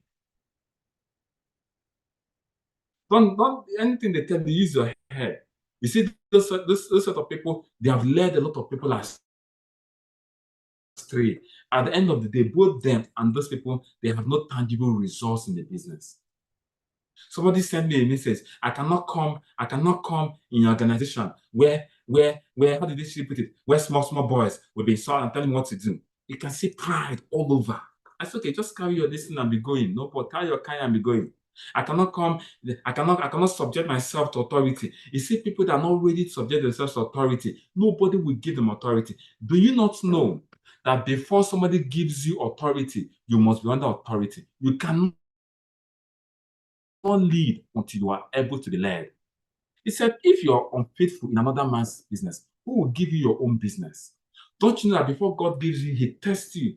Because if, for example, now I want to give you the key to a car, I will test you with go to driving school. If I want to let me tell you how it works. Before a kingdom is given to you, a kingdom is something precious. If I give you something like, let's say I give you something like this, and then if I give it to you, it's so precious, it can break. Before I give it to you, I'll say, go and work under somebody. But the time you work under somebody, yes, it can break because that somebody has been tested. They will check how you're working under that person. If you cannot work faithfully with another person, I can't give you this, because if I give it to you, you break it. That's why you see those people that have rebelled. They can't build anything substantial. Go and check. Because nobody hands you a kingdom. Nobody entrusts something on your own until you are proved to be faithful working under another person. Because the technology is this. I can't give you a car until you go to driving school and somebody can certify that, yes, they can drive. Or if I give you a car, you can kill somebody. I can't give you your own I can't give you your own kingdom. I can't give you your own greatness until you have served, and I can see how you have served. So if you're faithful in another man's business, in another man's team, who will give you a team of your own? That's why most people today, if you check, they can't build a team of their own because they are not aligning, they are not following guidance, laws and regulation in the team. They look at their leader, they feel they can say they do know more than the leader. Whatever the leader says, they think they know better. God is watching. He said, nobody can give you a kingdom of your own. Because if I entrust something to you, I need to be sure. And the only way I can be sure is go and learn another person. Go and learn another person. Before I can entrust something, I can entrust lives to you. I need to be sure. Even doctors, before you become a medical doctor and start practicing, you can't do an apprentice. You can't do, is it statesmanship, whatever, workman, apprentice, whatever, there's something they call it housemanship. That housemanship is that you are under people. You're under people. And if those doctors do not certify that housemanship, nobody will give you a license to go and open your hospital or start attending to sick people. And that is why this article of rebirth, you must, if you want to be reborn, you must come under laws, guidance, authority. The Holy Book says the heir, as long as is a child, does not differ from a servant, but is under tutors and governors until the time appointed by the father. What it means is that if you have a child that can inherit your whole estate, you don't treat him, they say, you don't give him those things. It does not differ from your servant. But it's under authority, under tutors and governors, under laws, under regulations, until the time appointed when the person matures. Most people have not been handed over authority because they can't seem to come under laws, under regulation, under discipline, under guidelines. They can't seem to obey. As a result, they stay in one place year in, year out, because nobody will hand over authority to them because they are still under tutors, and they are children. They have a lot of potentials, but they do not differ from servants. Have you seen people that when they talk, this person should be making 5 million a month, this person has what it takes, they are working so hard, but they are like slaves. They are like slaves because they are under tutors and governor. They cannot ascend to become what God has destined them to be, because they have to be under tutors and governor until the time appointed. Look at the people that are succeeding today. They were under tutors and governor. All the GA leaders, asked them. When we started this business, I was the one, all these GA leaders, asked all of them. I was the one doing encoding for everybody. They had financial issues, but not for one day did any of them rebel. They stood by themselves. Okay, even if they have 20 codes, you give them one, they will do that one. They will complain. Even though they have bills to pay, they did not complain. They were under tutors and governor. And because they were under tutors and governor, a time came when they now became leaders and started approving codes. That is the technology of growth. That is the technology of success. So you must come to a point where you must throw your ego. And because human beings by nature, they don't want to come under authority. They don't want to rebel. If they say, let us do this, like this payment concept from some people in your mind, this payment concept, not them. I beg, I'll just collect my own, they do my own thing. Just know that nobody might see you. You might say it in your heart. You might even pretend, oh, boss, I give you the payment concept form, and you're doing other things. Nobody needs to see you. Remember that it is God that leads people in this business. I can tell you. You might think nobody is seeing you. Nobody might see you. But guess what? As you're not coming under those laws, you remain as a slave. You remain as a servant.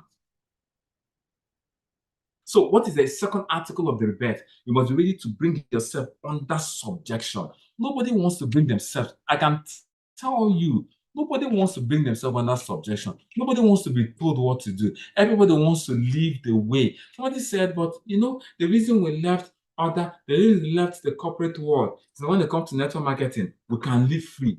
No, don't be deceived. And I've said it several times. Freedom is earned. There's a price to pay for freedom. You cannot start a business today and want to be free. It doesn't work that way. There's no system that works that way. You must pay your dues and come to a point where you have a level of freedom. You cannot start the business today and say, I want to do it my own way. It doesn't work like that, my dear brothers and sisters. It doesn't work like that. There's no field under the sun that operates like that. You must pay your price, climb up to the ladder, and you come to a point where you have some level of authority. But I've watched network marketing. They said in network marketing, is a business from home. It's a business you do at your leisure. Go and find out those people that are saying it. When they started, is that how they were doing it? No. I can come and tell you I'm financially free. I can do it from home. I can do it from I can come and tell you that. Go and find out when I started. Is that how I was doing it? Is that how I was doing it? Was I doing it from home when I started? Most of those people, they were in the grind. They were under tutors and governor until the time appointed by the father, until the time they went to maturity. Now they can relax. Now I don't have to do anything right now. So if you follow me and you watch the way I'm doing the business, I want to do your business like that. You will not get to where I am because I did not start the business by this level of freedom. I can decide I don't want to come to the office for 3 days in a week. When I started a business, it was not like that. So as a necessity, for you to grow to that point where you can wield freedom, you must for some time serve under tutors and governors. You must serve. It's called the apprenticeship system. In the medical, called the housemanship. You must serve. You must come to a point where you're loyal, where your loyalty is tested, where you follow rules and regulations. Let me tell you, loyalty is not when everything goes your way. There's some people, they feel they're loyal because everything is going their way. The moment things does not go their way, they say, I cannot do this one. You cannot use my head. You cannot use my head. Listen to me, nobody is using your head. You're just showing that you cannot be under authority. Even when it may not seem right, still be under authority. And say, okay, but this is what I feel. This is what I feel. This is what I feel. So the second article of Rebirth is coming under governance, under laws, under guidelines. They say, okay, meetings and office starts by 8 o'clock. Just follow it. That's it. We're a group of people that follow. Yes, you guys are using you people. They are brainwashing you. I want them to brainwash me because the people that they brainwash and they use, they're all financially free. The people that say they were brainwashing them, where are they today? They're all in penury. Let them brainwash me so I can come to a point where I can become free. You see, let me tell you something. I've had people that say, no, don't come and tell me what to do. All of them, they're nowhere to be found in the business today. Don't come and tell me what to do. At the end of the day, they are nowhere to be found. Take a look. Everybody, take a look. You can't see them again because it is a law in the realm of success. You must obey. You must say, no, they're trying to put you under subjection. And let me tell you something. Let me also tell you something. It takes a lot for a leader because the business is such that share whatever you do is taken from me. I do what you want to. It takes a lot for a leader to enforce discipline. That's why so many leaders, they don't want to enforce discipline because of the challenge they just leave it. Any leader that's enforcing discipline, it takes a lot of sacrifice from that leader. It takes a lot. That's why most leaders just see you doing what they cannot shout because it takes a lot of sacrifice from that leader. And let me say this. If you where you are, if you don't have any authority figure over your head, if you don't have any laws and guidance that you're following, you need to fear for yourself. If nobody can tell you what to do, it's only what you are an endangered species. Because when you go in error, nobody can tell you what to do because everybody always seems right for himself. If you have a leader that's putting laws and guidance over you, be that leader. That leader is doing something for you that most people will not do. In fact, if you don't have a leader, if you are not subject to authority, make sure if your leader is not subjecting to, look for a leader to submit to authority. Because until you're under authority, you cannot have authority. Most people feel they can have authority. And when they start, they begin to see the same rebellion go in their team. So the second article of Rebirth are a group of people that are under authority. They follow laws, they follow guidelines, they follow regulations. And when people come and tell them, why are you following this thing? Why you're an adult? Oh, is your money used to start this business? Oh, nobody can come and tell you what to do. Tell them, no, I'm already with one. Because the human nature, the selfish human nature, the rebellious human nature does not want anybody to tell them what to do. But for me to fulfill the vision, I must cut off that selfish human nature. I must cut off that rebellious human nature. I must bring my ego down. It takes humility to follow others. In this business, nobody pays you. No, nobody who is under my payroll. There's nobody under my payroll here. Maybe one copper. Nobody under my payroll. There's nobody here. Maybe only one copper that every month I pay. Nobody under my payroll. So it takes humility to submit yourself to someone that is not paying you physical money. And it is that humility that positions you for the rebirth. If you are learning, say I am learning. Go to the chat box and type I am learning. Before I can move to the next one. So the second article, if you are learning, go to the chat box and type I am learning. Go to the chat box and type I am learning.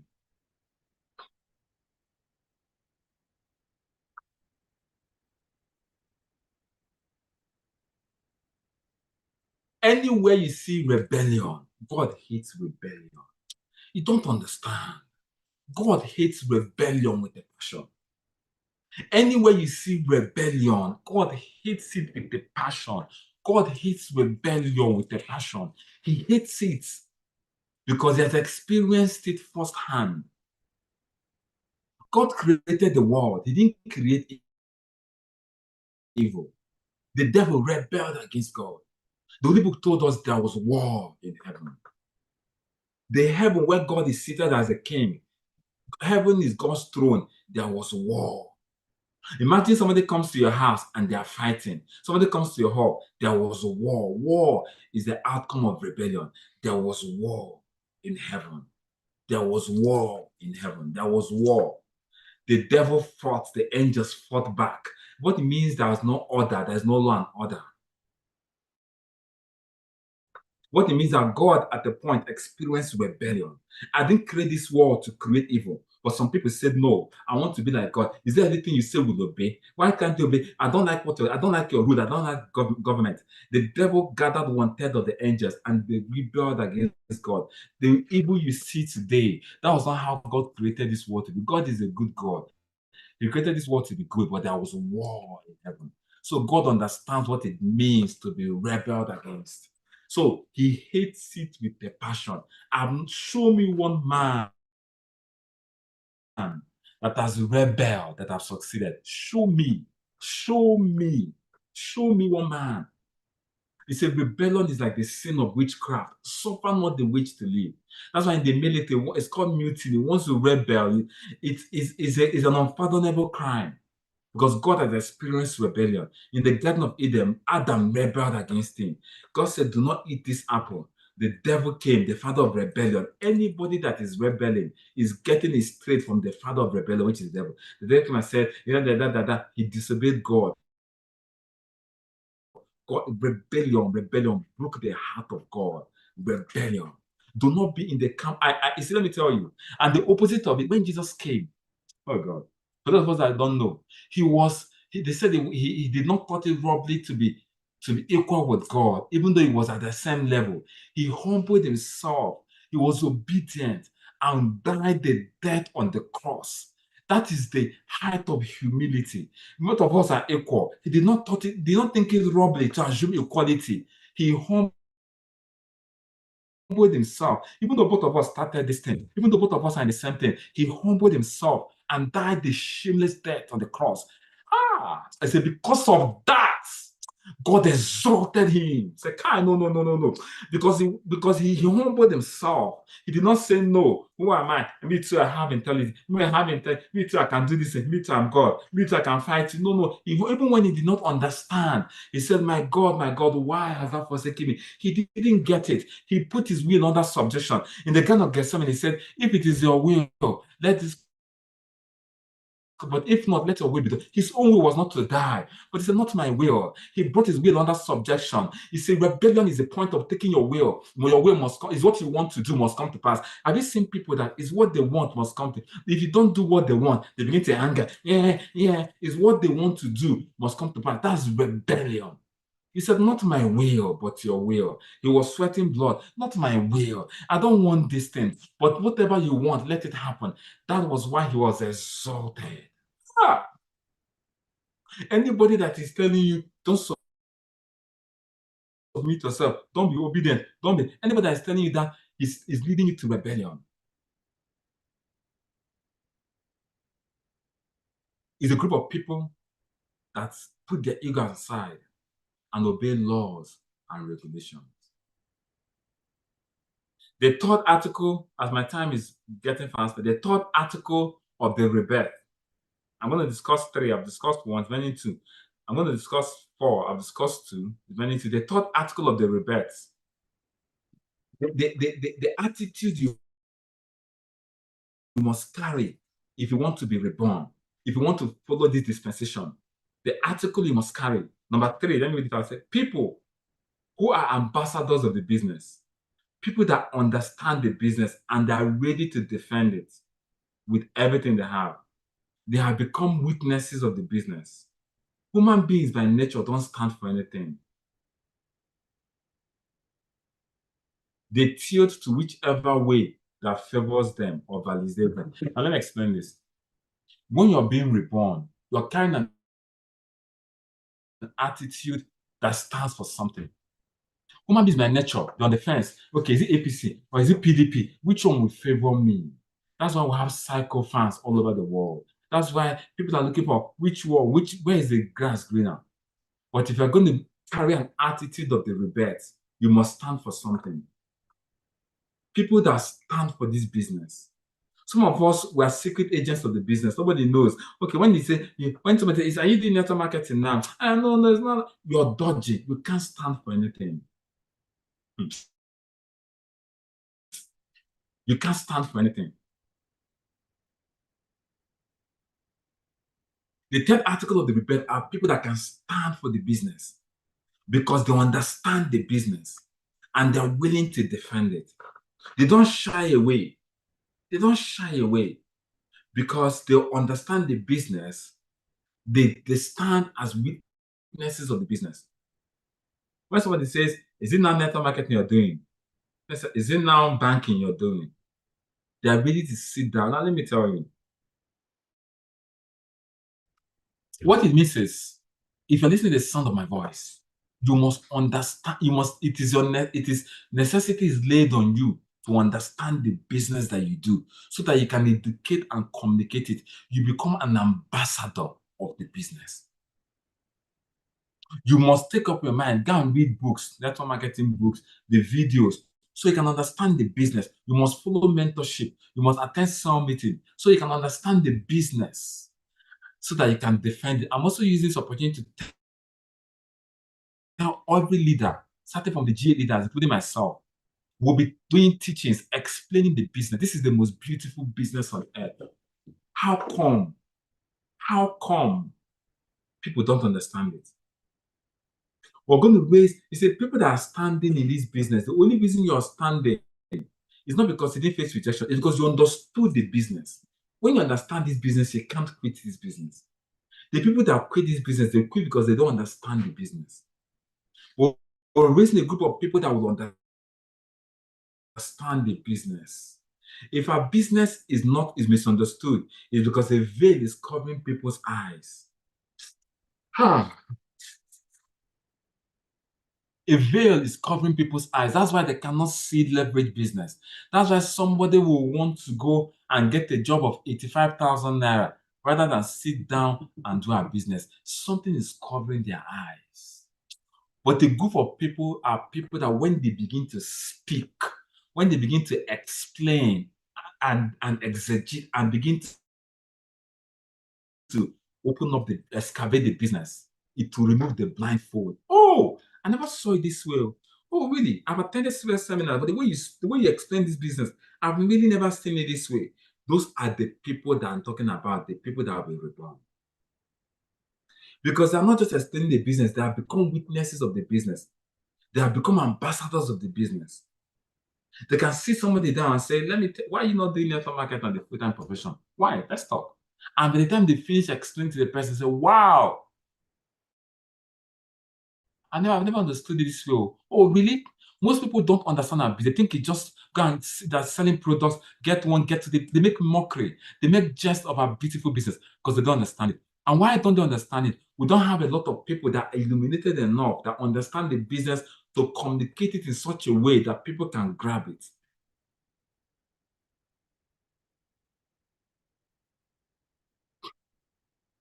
When you understand this business, you won't leave it. You won't go and do another thing. I worked in a bank, you work in a bank. The day you stop working, the day I stop working in the bank, they stop paying me. The day I resign, they stop paying me. If you do this business for 2-3 years, it can invest and you'll be making money. Why? Because you have built a business. You can say, okay, let me go on a vacation for 1 month. Let me last for like 2 weeks. Let me not recruit, and yet you're making money. Why? Because you have built a business. I don't advocate people quitting the business to say, I bet da. You come to a point when you become a G leader, Like when you become a G leader, you can say, once I become a G leader, yes, and when you become a G leader, that's when you buy into the vision. So listen, when you, as you go into that, as you begin to do a business, it's money that might be motivating, but the time comes when you transcend from the money to the vision. And when you transcend into the vision, it's not just about you. Yes, you helped a lot of people, help you make money. Now, you don't want to help. Now, you built a lot of people that are helping you to make money. Now, you want to go and now be making money. Are you not going to be there to now help those people to build their leverage business? No, I've already built my business now. Now I'm making residual income now. I cannot go. Yes, those people are working and you're making money. So it's not a necessity not laid on you to now help those people to now become financially free like you are. Or you have now built a business, you now want to go and run up. Anybody, listen to me, anybody that has built this business and now wants to go and start being an abandon, instead of now helping other people to become as successful they are, they now say, okay, I cannot make this money, okay, I'm making 500, I'm making 1 million, okay, no problem. Let me go and be doing other things. Let this business be paying me. Let me go and doing other things. The judgment that will fall upon you, you won't even know where to come from. Even you won't even see it coming. God will take away the kingdom from you. Oh God. You woke up one morning, you think it's man that is fighting you. You don't know that God has no, because those people, are you not there to help them become financially free? I'm not saying you did this business today. No. A time will come where, like right now, I may not be prospecting anymore. I don't necessarily have to prospect, even though I still prospect, but it's not about that. But I'm now there to help other people become successful. That's the vision. That's the vision. So it's a group of people that understand the business. You must, as a necessity, not just understand the business. You must defend the business. You must stand for something. You must be an ambassador of the business. How can you order a boat ride and the boat ride takes you spend 20-30 minutes with a boat driver? You did not explain your business to that boat driver. How? You're not an ambassador. The people that are going to be reborn are ambassadors. You spend 15 minutes in a boat rider, and you don't evangelize that boat driver. You don't explain your business to that boat driver. No. Do you know, first of all, is this car your own? No, you're driving for somebody. Do you know that if this person, is this the only car you have? You have about 3 cars. Do you know this person is not driving, but is making leverage? Do you know you can also make leverage? From there, begin to explain leverage to this person and inviting the person. Even if you can't explain the business, invite the person to a Zoom meeting or a physical meeting. You see, just I'm going to think at 45, 1 hour, come on Thursdays by 5 p.m. Come on Saturdays. By the time you finish learning what I'm learning, you will not. In fact, don't you think that I can show you a business while you're doing this boat? I can show you a business that can help you raise money to buy your own car in 6 months, in 1 year. Really? Yes. And when you buy your own car, you give it to another person. Even though you're still driving another person's car, you have somebody that's driving your car. Before you know it, you buy 2, 3 cars. Or you're now driving your own car. It's leverage. And when they come, we show them. And they do it. Now I'm going to say this. Have you ever wondered? I said it.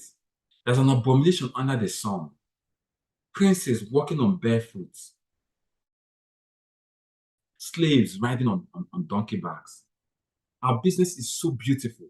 Yeah, people are ashamed of our business.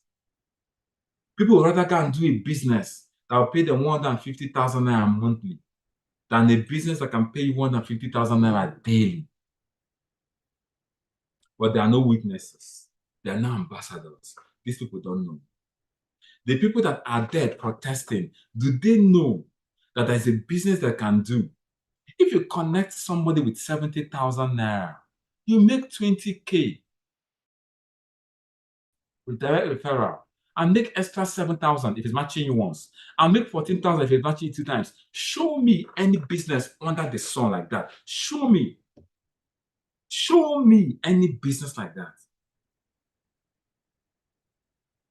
With all the support system, with all the structures. But they think the devil is a liar. What he does is that he blinds the eyes of people. They can't see. They can't see. They can't see. They can't see. But a new set of witnesses and ambassadors will arise. When those people begin to communicate the business, it will remove the blindfold. Oh, I can see the business now. By the time you speak, you're not just speaking mere words, you are speaking lighting words. Words are illuminating. People will sit down. By the time they finish listening to you, they say, let me give this business a try, because you're speaking life. These are the people that will be reborn.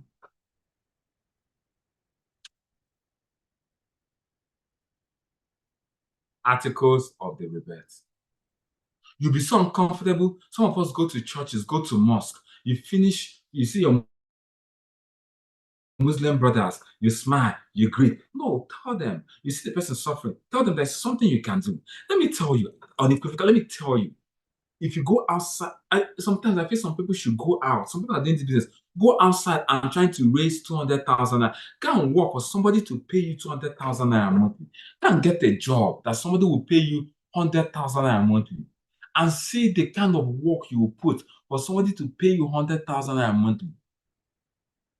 If you connect somebody with a mega vast, direct referral bonus alone is 100,000. But can't get a job that at the end of the day, the person will carry 100,000 and give to you. Can't know what you would do there. By the time you work, that's why I like people that have tried the labor market, works. Can't start a business that will give you 100, can't open a shop. By the time you do these things, you come back and understand this business is a gold mine. This business is sent from heaven. Some of you, the month that ended, you made 150K, 200K, 250K, 300K, 350K. Some people made millions. Some people made 800K. Go and look for a job that will pay you 700K monthly. Go and look for that job. Go and look for the job that will pay you 500,000 monthly. Go and look for it in Nigeria. Do it for 3 months. When you come back, you understand that you need to be an ambassador of this business. Go and look for a business. Go and open shop in Muslim market. Go and open this person making money. Somebody told me influencers are making money. I said, go and find out from them whether most of them are not broke. Go and find out from them whether most of them are not broke. But we have a business that can pay you 100K daily. You have a business that does not put a cap on how much you can earn. You have a business that you can learn and become successful. Why are you not an ambassador of the business? Why not sharing the world? Why not in the world there's something you can do that can actually put food on your table? For the past 8.5 years, this business has been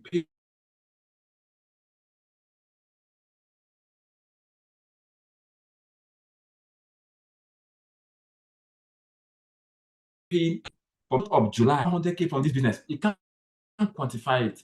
Any 100K, 250K, 500K, 300K, 1 million, 1.5, 2 million, 3 million. Somebody earned 7.7 million naira. Somebody sent me.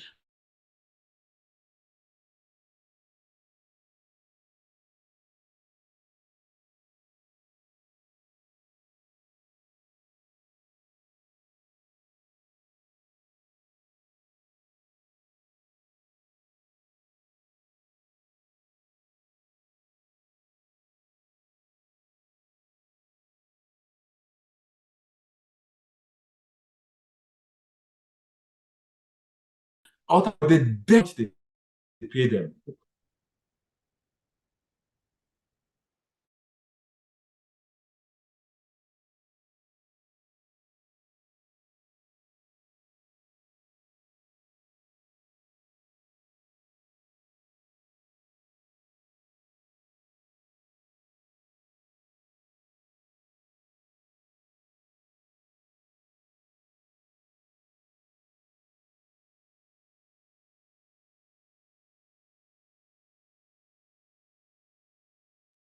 If you can hear me, say yes.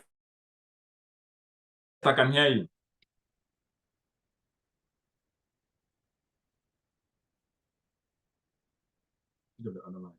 As the better person come. Yeah, we have to finish it.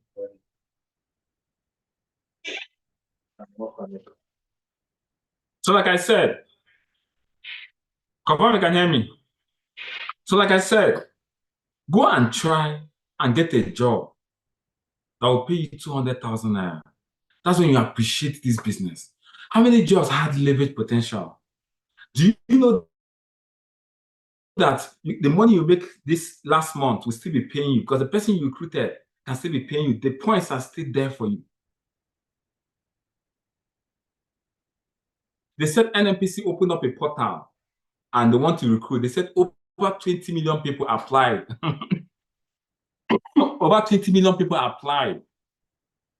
But if, I don't know when, maybe it's over 5 years or 7 years they recruited last. When they recruited last, I was in the bank. When I remember that NNPC recruited last, I was in the bank. Over 20 million people applied. How many people are they going to take? How much are they paying them? Even that NNPC, how much are they paying them? How much are they even paying them? Can't find out. Can't find out. How much are they paying them? Find out. These are monies that people make here casually. And the day you leave that NNPC job, you will not make money. But this means you can build leverage. At the point, you can decide to relax a little bit and still be making money. I don't recruit anybody. I've not recruited anybody. I didn't recruit anybody last month. I don't have to recruit anybody, but I make a lot of money. Most of you are listening to me. You know what I'm talking about. There's no business like that. A generation of people will rise and defend the legitimacy of this business. When somebody tells you this your business is a scam, tell the person that you will sue him for libel and scandal. Tell the person you will sue him or her. You paid for money. You got value for your products. How is it a scam? But I speak, as a listener, I speak in the atmosphere. The spirits that are covering the eyes of people, that are blinding the eyes of people to stop them from seeing our beautiful business, they are judged and dethroned. They are judged and dethroned. They lose their capacity to deceive men. They lose their capacity to blindfold people. They lose their ability in Nigeria, in Zambia, in all the places where we have business. They will try to do it again, but their wings have been clipped. They discover that they can't wield that influence over people anymore. They can't blind the eyes of people. They need naysayers, the dream killers that try to tell people this business is not good. They lose their authority. We clip their wings. We cut short their power. They become helpless. The things they say before, and people say it's okay, as they're saying it will lack the potence and the capability and the power to deceive people anymore. And people say, but this thing you're saying does not make sense. This thing you're saying, some people are ready to carry credit, buy money, and they're telling me, this thing, you say, it's not, I haven't signed up, it's not working. If you don't work, you don't earn money. Tell them, is there any place that if you don't work, you earn money? The only place that if you don't work, you earn money is when you put your money in the bank. It's only bank. So carry your money, go and put it in the bank. You don't need to work. If you put it in the bank, you earn money. In this place, you have to do something to earn money. They lose their power, they lose their potency, their wings are clipped, they can't succeed anymore because the veil is being removed from the eyes of people, because a group of ambassadors are rising, that when they speak, people understand the business and people will do the business. But this business is the lifesaver. This business is the emancipation power for Nigerians, is the most lucrative business in the free enterprise world. Anybody can start from nowhere. Most people here listening to me, you started with 30-something thousand naira. You could only afford 36,000 naira. Today, you're making millions. Show me a business that with 36,000 naira, you can make millions. Show me a business like that. But you have to put in the work. But if you don't put in the work, you don't make money. Show me a business that somebody say, but you have to work, or if you don't work, you don't earn, or if you don't get people, you don't make money. Show me a work that anything you just put. If it's to put money and go and sit down and start making money, it's the bank. It's the bank. Or you put your money in money doublers, they will scam, they will collect the money. In this business, you have to work. So we're looking, a group of people are going to arise that will open the eyes of people to the legitimacy and the beauty of this business. They will explain it properly because they've taken their time to understand. So it behoves on them to understand the business. It behoves on the G8 leaders, the cell leaders, the emerging cell leaders to begin to explain this business properly. So you need to know the business in order to be able to explain it properly. So when people see it, they will embrace it. And I'm speaking to J leaders, cell leaders. Take your time every week, explain the business. The Millionaire School, explain the business until people come when they saturate it. Do some videos, post it, do some, explain. We're going to be doing, I had the J leaders meeting not long ago. J leaders are going to be doing videos, explaining several parts of the business. You're going to see lots of videos coming out from me, from leaders, explaining several parts of the business. Explaining why someone says, why do I need to come to an office to do a business? They will explain to you why you need to be regimented, because nothing that's not regimented ever succeeds. Don't deceive yourself.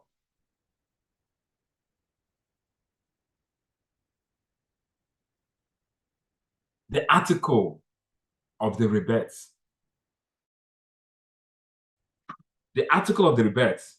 You must come to a point where you understand the business you're ready to do. Now, let me tell you, human beings by nature don't stand for anything. So remember that the attitude we are building is one that differs from the natural human being. Human being by nature, they are sacrificed. Anywhere below face, they are hot or cold. But for you to be, you must be able to stand for something.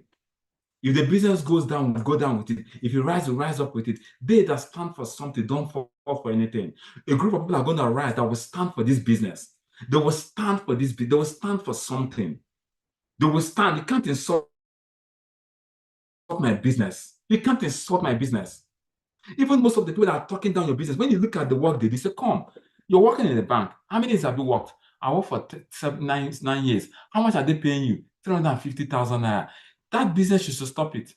If you stop working today, if you're not on even your leave, some people tell you even your leave, they've not even gone on leave. You say, but this is your work. The day you resign from this bank, will they pay you? No. If you don't come to work tomorrow, will they pay you? They will sack me. Why are you doing this business? Come, let me show you my business.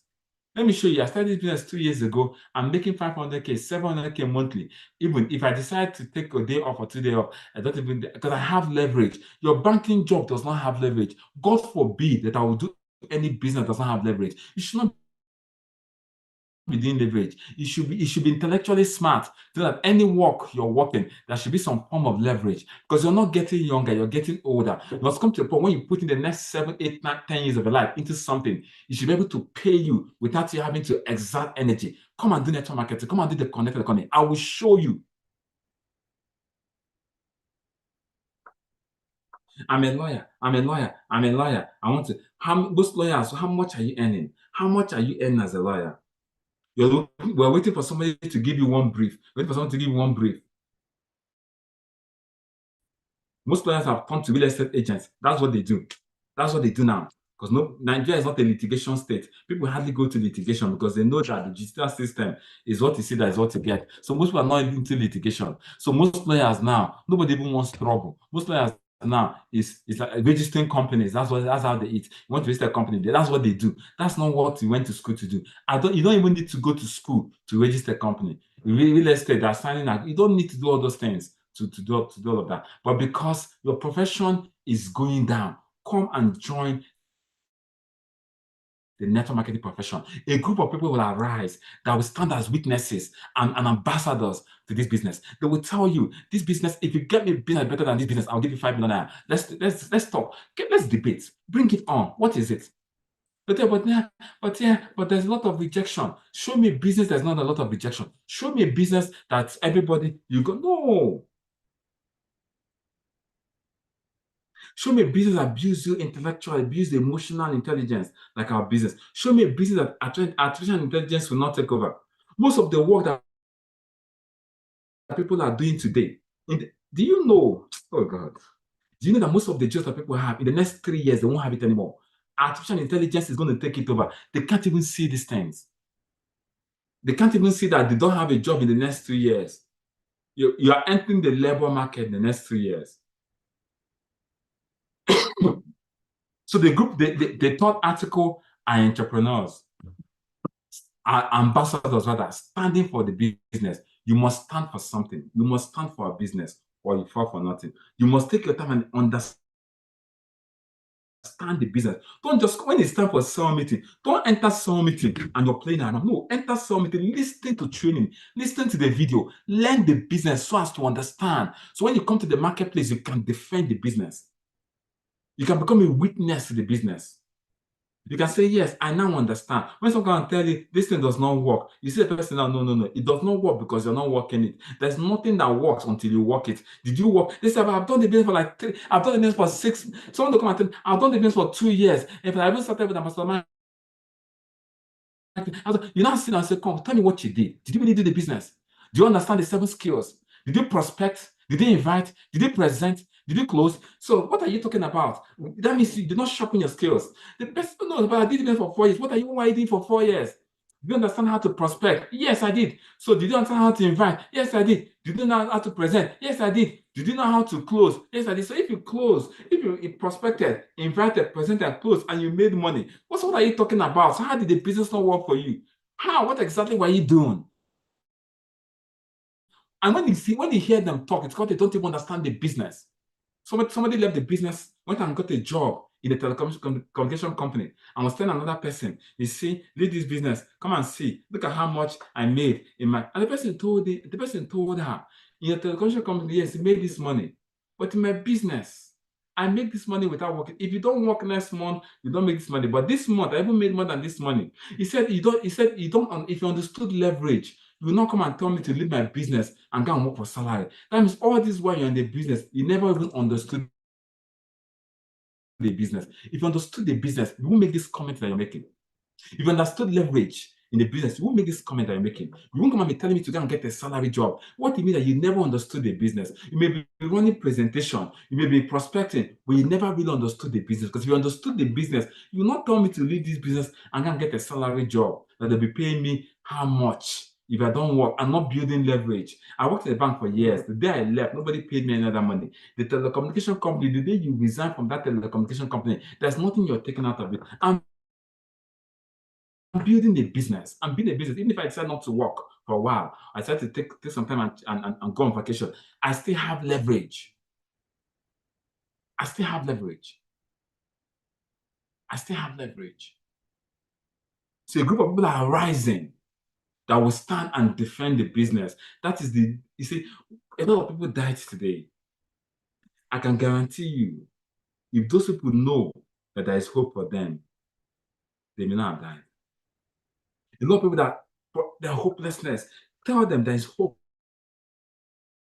for you. It's not that bad. I know somebody that is a gate man in a business, a gate man. Today he has his own house. I know coppers, people that entered as coppers, today they're multi-millionaires. Show people that they are hope. Share the good news of our business. This is the only business that people want you to succeed. Time is not on my side, so I need to move. I have less than 15 minutes. Then the last article I'm going to share today, the 4th article before I round up, are people. The first one is people are interested in the development of other people, selfless people, rather than personal aggrandizement. The second one is people are ready to follow laws, regulations, governance, and authority. The third one are people that are ambassadors of business, ready to go to business. The fourth one are people who believe in the art of labor, working hard to earn their living, because human beings by nature are looking for shortcuts and getting more for little. Then you see, every attitude of the rebel goes against the natural fleshy human being, the fallen man. I call it the fallen man. The fallen man has a characteristics. The article of the rebel are people that believe in labor. Let me read it again. People believe in the art of labor, working hard to earn their living, because human beings by nature are lazy, looking for shortcuts, getting more for little. But the group of people that are going to be in this event are people that believe in labor. They're ready to work. When I was working in the bank, I used to say, thank God it's Friday. I used to love holidays. When I started doing my business, I discovered that no, that's a lazy man thought pattern. Why should the young man be saying, thank God it's Friday? Why should the young man be happy that he's not working? Why should the young man be praying for holidays? That is a twisted mentality. Why should the young man be saying, oh, please give us 3 days holiday. Let's not go to work. Let's not go to work. Can we close by 4 o'clock? Can I not come on Saturday and Sunday? That is a twisted mentality. A young man that should be saying, can I come to work on Sunday? Work is dignity. Your level in life, I did a training on true work. Your level in life is a result of the amount of work you put in. So the new set of people that are going to be reborn are people that have work mentality. Don't give me nothing for something. Don't give me something for nothing. No, I need to work hard for it. I believe in work. He that should not work should not eat. I'm ready to work hard. Don't give me don't give me nothing for, don't give me something for nothing. Don't give me something. I want to work. Tell me what I need to do. They come in the morning by 8 o'clock, they leave by 6 p.m. They are working. They are putting in the labor. Those are the people that are reborn. Can you put somebody under me? No, that's not the mentality. I need to work. Show me what I need to do. They believe in the dignity of labor. I'm looking for to put 1 million and get 10 million. Those are not the people that were going to be reborn. They want to work. I want to work with this my hands. I want to work. Tell me what I need to do. Human beings by nature are lazy. They're lazy.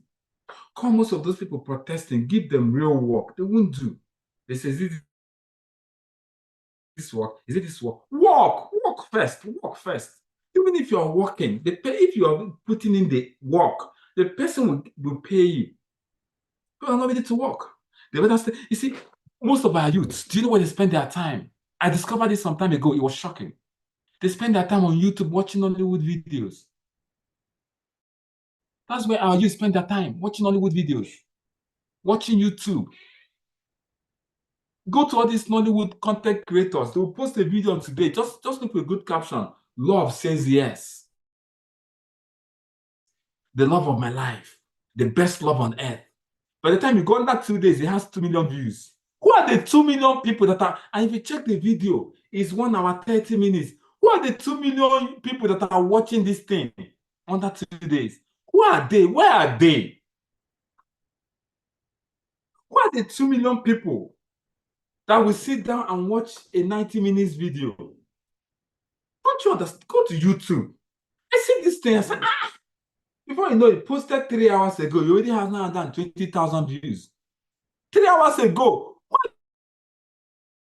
they now done 20,000 that have started to watch 1 hour, 30 minutes video. Where are they? There are people that don't believe in work. There's people saying, yeah. That is where our youths are. Wow, what is going on? So Burna Boy will release a music. It will have a music video. We have 8 million views under 1, 2 days, 3 days. What are the 8 million people that are watching music videos? It's not data that they're using to watch it. Can they not use that data and prospect? The data you used to watch YouTube for 1 hour, 30 minutes, can't you use it and prospect? Because our generation don't believe in labor. They don't believe in labor. They're on the Instagram, it's called scrolling. They will say somebody, they will scroll. They spend 1 hour scrolling, burning data. But use that 1 hour on labor. No. They're looking for opportunities online. They're looking for freebie. There's no opportunity online. The only opportunity online is our business. There's nothing online. There's no giz online. The only thing giz online is our business. Take that time. Oh my goodness. Work. You enter somebody's Instagram page. There's nothing about the business on the Instagram. There's nothing about our business on the Instagram. Yet the person is posting this. Sometimes I watch people's status. I usually don't go to status. I watch people's status. Somebody will sit down, populate their. I hardly put status. If I want to put status, it's work. Somebody will sit down, populate their status per time. What are populating? Why? The time you're using to populate your status, put your business on your status now. Work now. Work now, guy. Oga, work now. Oga, put your business on your status. Oga, throw your business on your status. There's some people that say, when you look at their status, it's everything on their status, but their business is laziness. Laziness. Oga, put your business on your status now. This thing you're putting on your status, people are watching. Does it bring naira and kobo to your business? It doesn't put money in your pocket now. But that is what our youths are. People of this status, like there is oxygen. oxygen. Go to status now, you see people, even midnight. Sometimes I'll be awake trying to do some things. I want some distraction. I'll go, I'll see people's status. 1 a.m. they're posting status. And what they're posting has no naira and kobo into their pocket. Madam, check them now. Oga bros, check them now. Does it make sense? Does it make sense? Laziness has engulfed our youth. Laziness. 1 kilometer radius around here, you will see young people that don't have any work to do. Graduates that come out of the market, they don't have money to start any business. Please, can you get them to do our business? Can you get them to run our business? They're sitting home, they're not doing anything. They're on Instagram. They're the people watching Nollywood video 2 hours. Just bring out a fine thumbnail. That's all. Just post it. You will see, these are people that are making money now. They can create content. Somebody will act a movie in this office. Just act a movie. He'll go and put it on YouTube. He knows 2 million. Just get a love is the essence. The love, perfect love. Sex on the beach. Says just put something that will titillate the mind. They will get 2 million views under 1 week. Who are the 2 million people that are watching this thing? Who are the 2 million people that are watching this thing? I ask myself, can they do a business? Tell that same person do a business. They will say, I can't be, no, I can't do this. It's not the kind of thing I'll be getting to people. But yet you're on the Instagram, you're on social media. Why can't you prospect on social media? Do you know how many people that spend money on social media every day? Do you know how many people that spend money on social media? Why they're spending it, but why are they not bringing it into your account? Why are they not bringing it? Do you know how much money that goes around on social media, on internet? Do you know people that transfer money, buy this and buy this? Why are you not selling your business online? Laziness. But a group of people are rising that will be so hardworking. Somebody's Facebook page, nothing about the business, nothing about the business, nothing about the business, secret agent, no ambassador. You see somebody, he's been doing the business, he will go to his Facebook, he won't put anything on the business. And you're making money from the business. You won't put anything on the business. You go on your Instagram page, nothing on the business. You go on your start. No, now. I told you guys how in the African Cup of Nations, one of the Iwobi, when we lost the finals, they went to his Instagram page, they called him a Yahoo boy. Said nothing about football is in your. You know now. People need to know what you're doing. That is hard work. Well, a group of people, those are going to be reborn. Your business will be your business will be your emblem. So that people, as they're looking for opportunity, they can say, yes, you make money, you made 1 million naira, put it on your listing. Look at my business, I made 1 million naira. DM me if you want to make 500,000. DM me, let me show you how. End of the month, post your income, post. Some of us make 100,000 in a day. I make this money. Post it. People will see. They will come to you. The world is in need of your business. The world is looking for your business. You have a beautiful business. Show it to the world. Show it to the world. Rebirth. We must be reborn. We must go out and raise other people. We must go out and raise other people. Can you hear me? Confirm if you can hear me. Loud and clear.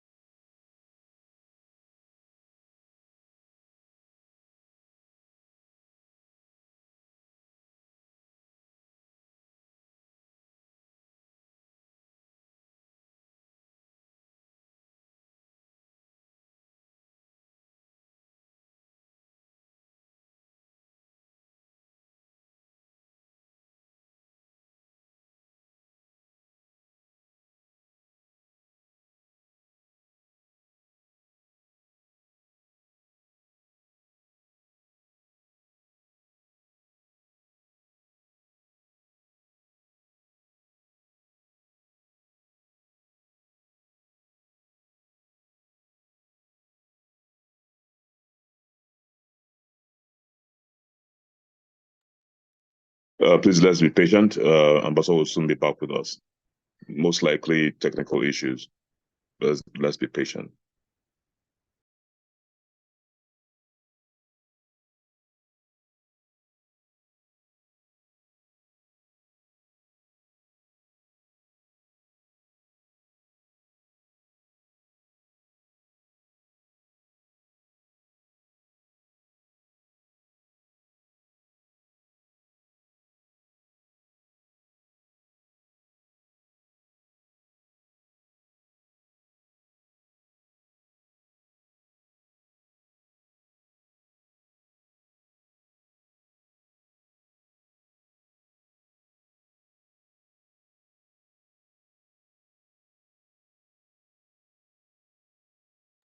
Okay, I think I'm back.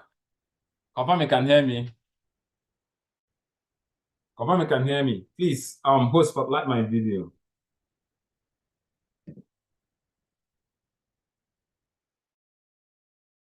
Spotlight my video and we'll be done in a jiffy.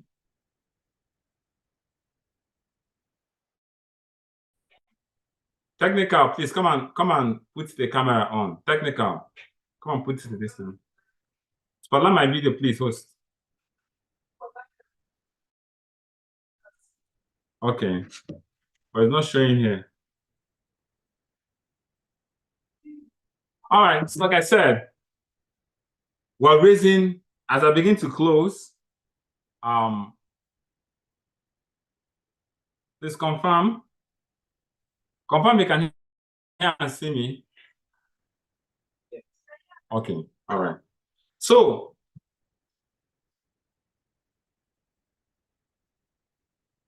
we're raising a group of people. We're raising a group of people that will work hard.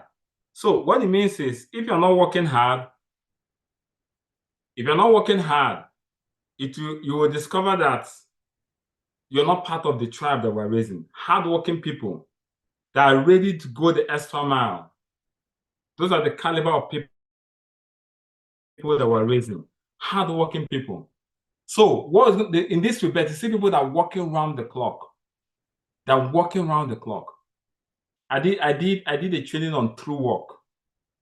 I'm sure most of us have listened to it. Working on, so it's a group of people that are hard workers. That are working so hard. Group that are working so hard. Hold on. That are working so hard, and they are not looking for shortcuts. Now we need to disciple it is our responsibility to disciple the youth of this nation to earn their living, to earn their income. Do you know why we're a third world country? We're not a third world country because our country is Nigeria. Do you know we have more human resources? We're not a third world country because our leaders are misusing our resources. No. We're a third world country because our GDP is below par. Why is our GDP below par? Because we have a lot of people that are not working.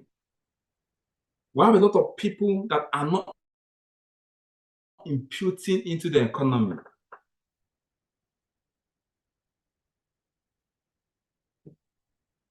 Please, can you hear me? We have a lot of people that are not imputing into the economy. When you go to UK, you can't even enter into UK except you have a job. If you're in UK, you must have a job. What it means that everybody is putting their quota. Input is equal to output. If there are like 200 million people or 150 million people, and 80% of them, they wake up in the morning, they go and work. They go and work. The gardener will work. Everybody is working. It increases the gross domestic produce. And when your gross domestic produce is high, you become elevated from a third world country to a second or first world country. So in the Western world, most people are working. In the Western world, most people are working. Majority of the people, they wake up in the morning, they go to work, they do 2, 3, some of them do 2 jobs, 3 jobs. But in our country, majority of people are not working. Majority of people are jobless. So the input is low. The input is low. Even the people that have the work, Even the people that have work, that are not even working. That you have your work doesn't mean you're working. There's some people that go to work in our civil service, they go to work from morning till evening, they carry their bag, go to work, they come back. They have gone to work, but they have not worked.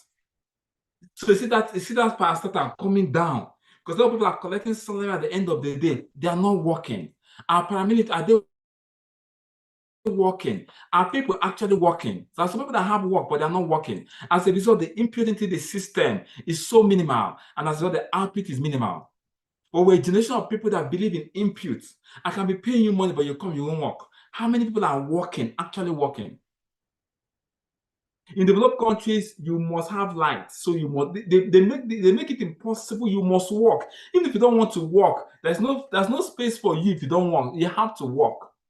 You have to work.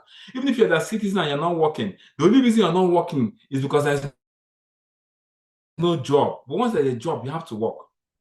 So we're raising a group of people that believe in the dignity of labor.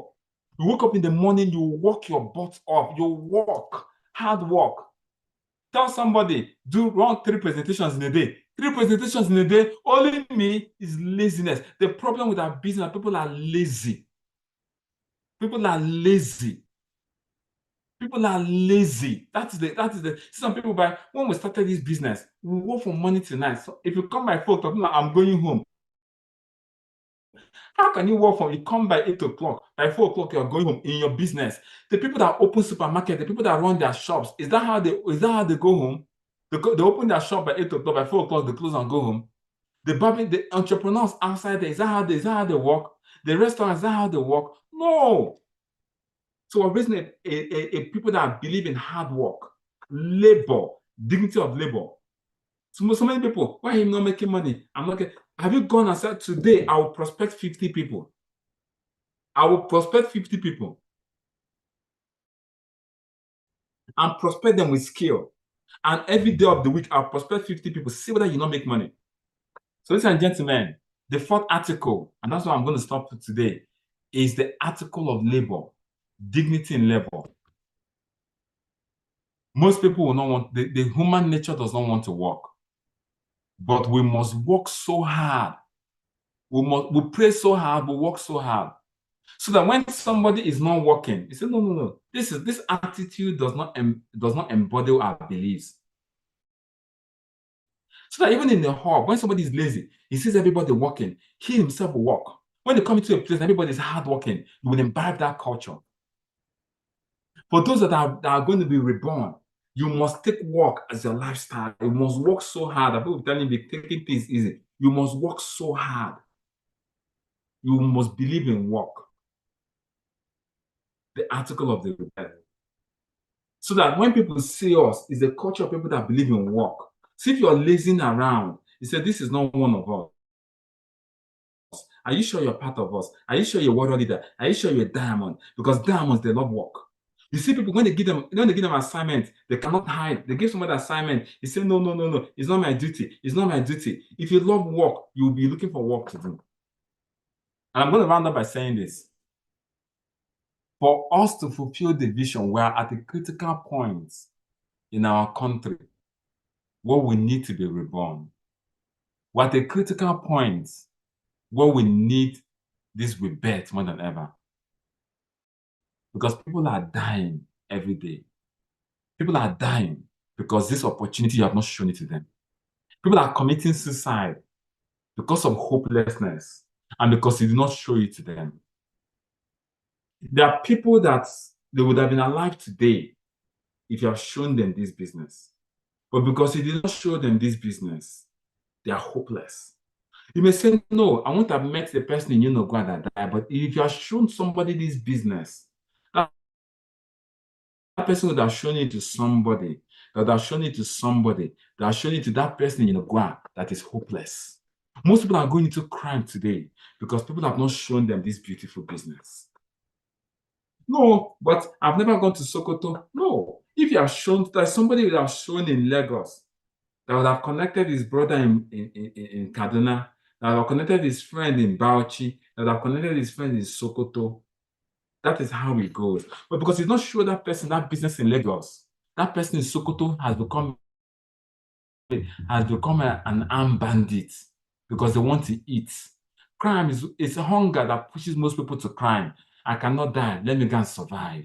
Because they're going to survive because they don't know that there's something they can legitimately do. You might say, no, what concerns me with the person in Sokoto? It concerns you because if you are showing the person in Lagos, you would have connected people to that person in Sokoto, and that person would have been doing this business. We are charged with the responsibility to go out and evangelize and tell people the beauty about this business. It is our responsibility to tell people there's something you can do. Provided you're ready to work hard, you will make an income. That is the business that we do. You're not just going to make an income, you can make passive income. You can make legitimate, passive, leverage income. Ladies and gentlemen, we're raising ambassadors that will be willing to work, that are selfless and ready to go under guidelines. Ambassadors that are ready to work, that are selfless and ready to go under instruction, to go out there and let people know this is the business that I'll do. I beg you, take it as a responsibility to show people this business. This is the month of August. Make up your mind. I will recruit 20 people in the month of August. I will show 100 people this business. I will recruit 20 people this month. I will show people that there is a better way. There is a better way. I know what you're doing is not bad, but there's a better way. You don't have a job. Come, let me show you. The helpless Nigerian youth that are jobless. Come, let me show you. You don't even need to come to the office. Online, I can show you how to do find ad message. If you can do find ad message for 20 people in a day, in 1 month you make 100,000 naira from the phone, from the comfort of your home. A group of people need to rise that will be ambassadors and bear witness to this business. This is the most beautiful business. How come people are not seeing the business? How come people are not standing for the business?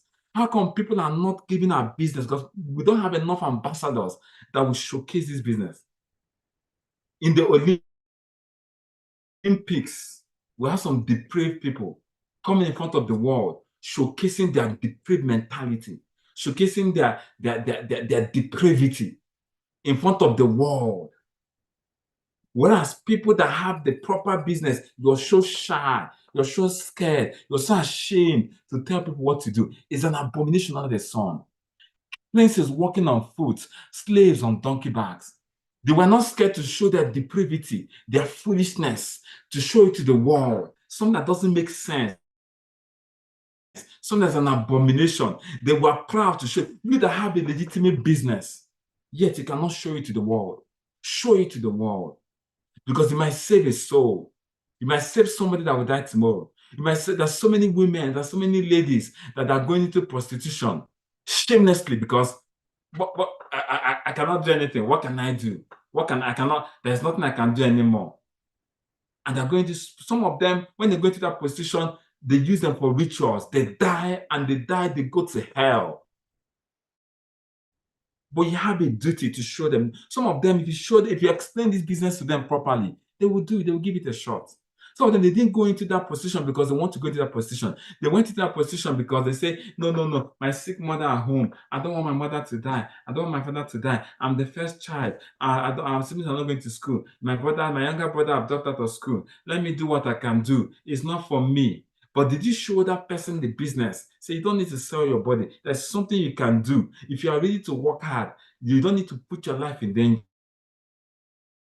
You're selling your body. You don't know whether these people will use it for ritual. You don't know the people you're going to sleep with. You don't know whether they're going to use it for ritual. But you can do something that can pay the hospital bill of your mother, pay the school fees of your brother. You can do something that is legitimate, that is beautiful. Please, we are under a mandate to explain this business. It is a crime if you're in this business and you're not prospecting, you're not showing the business to people. It is a crime. Somebody will say, no, but it's not my business. It is your business. You have a beautiful business. Show it to the world. Do you know that in a business you can do, you can make 50,000 naira daily? Do you know there's business you can do, you can make 100,000 naira daily? If you sign somebody with Maxi Bass, you can make 150,000 a day. Do you know there's a business? And I can teach you the business. There's a support system. You don't need to pay, you don't need to come and pay for an office space. There's already an office space. There are people that are willing to mentor you, teach you, hold you by the hand, show you how to make legitimate income. It is our duty to go show the world that we'll have a better place. When a very precarious situation, it is our duty to go and evangelize the world. Tell them about our business. Stand for our business. That is the reborn. Don't be too casual. Wake up in the morning, you are okay, you're okay. Don't be too casual, not showing people the business. Don't say, yeah, because I have leverage. And that's why I told you guys, that is why even me now, I don't need to prospect anybody to really be financial. I'm already financially good, but I still show people the business because I see it as a duty. Necessity is laid on me. Show people the business. You can do this. You can do this. You can do this. You can do this. Show people the business. Show people the business. You can save their life. You can save the lives of their loved one. One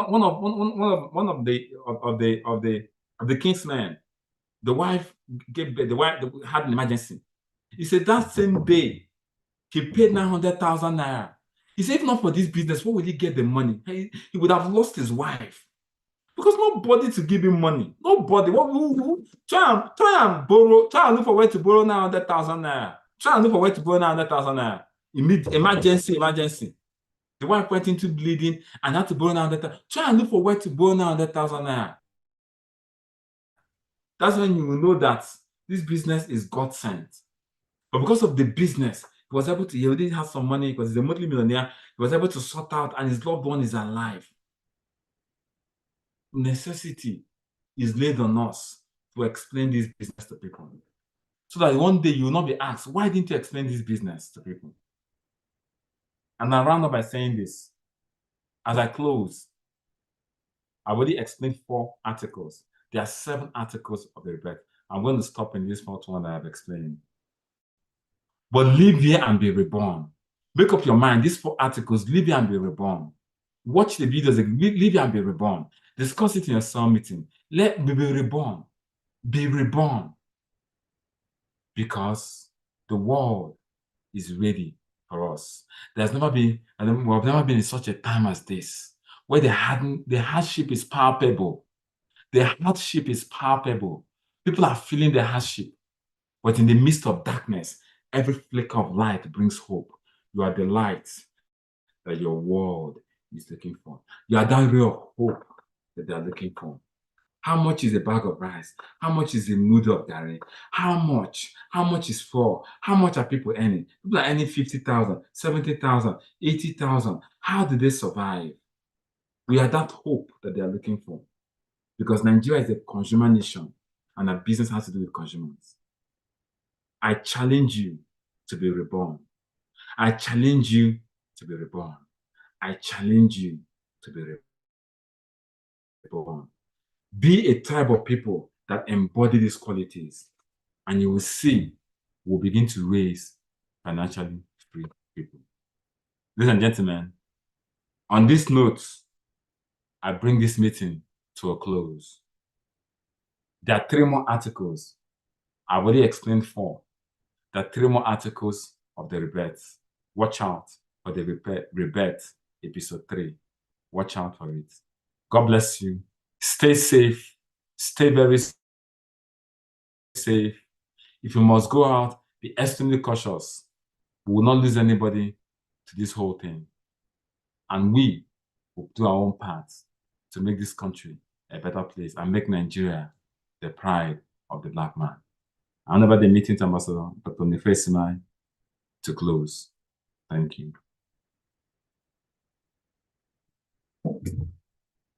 Wow. This is unprecedented, and it calls for a very huge reflection. And I believe that you got the understanding. Yes. I mean, this is it was not complicated. Like I told you guys, very clear, straight to the point. And all you have to do now is to reflect and ponder. Everybody go to the comment section and type a massive thank you, Ambassador Michael Okobi. Thank you. We love you. Thank you. We love you. Go to the comment section and make that happen. Thank you. We love you. And please, at the back of your mind, I want you to drop words of prayer for him as he has emptied himself. May he be replenished. But you see, the thank you we're saying is not enough until we imbibe what we have learned. It is in your favor that you understand this so that you know the projectile towards the vision. Not that you believe, I believe, no, you need to know. And reflecting on what you've learned will enable you to know. And how we know that you know is your result. All right? So please don't let this be just a one-off thing. Go and imbibe it. It will be your second nature. For some of us who may not have an open mind enough to accept this as they're a part and parcel of them, God will still be with you. If it doesn't resonate with you and you don't want to be part of this, maybe you are not too malleable, you don't want anybody to direct you and stuff. The honest truth is, not everybody will do this business, but everybody can do the business. These are the underlying structures, the principles that have guided us for over 8 years, and we're standing. Those who fought against it could not stand with us. But here's the good news. The good news is, what will it benefit me that I allow my ego or pride to take me out of a process that will bring wealth, abundance to me? It doesn't make any sense.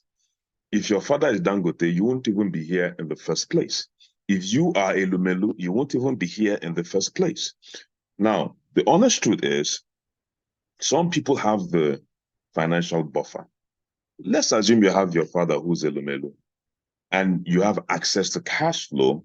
You don't need to be here, but you could empower 1, 2, 3 people to be here, right? Everybody has to, at one point, be truthful to themselves. I have to be truthful to myself. I don't have a father who's an Elumelu or a Dangote. Then I have to build my own system of wealth by myself, by telling myself the truth and accepting to choose to be under structure. All right? As we close and go to our various places of rest and contemplation, please never forget, this seed that have been sown can either grow or wither. The choice is yours. Ambassador, thank you very much. And on behalf of all G8 leaders, we celebrate you, we thank you. And for those who are new, don't worry, you're in the right place. For those who are old, this is time for rebirth. And for everybody collectively, it is time to grow. The next half of this year will be absolutely amazing once you have the right mindset. God bless you. Go and revisit what you've heard. Some of you, the assignment I'm going to give you, go to your group chat, your various leaders, especially leaders, your various leaders. If you're a Kingsman and above, this is for you. I'll summarize these four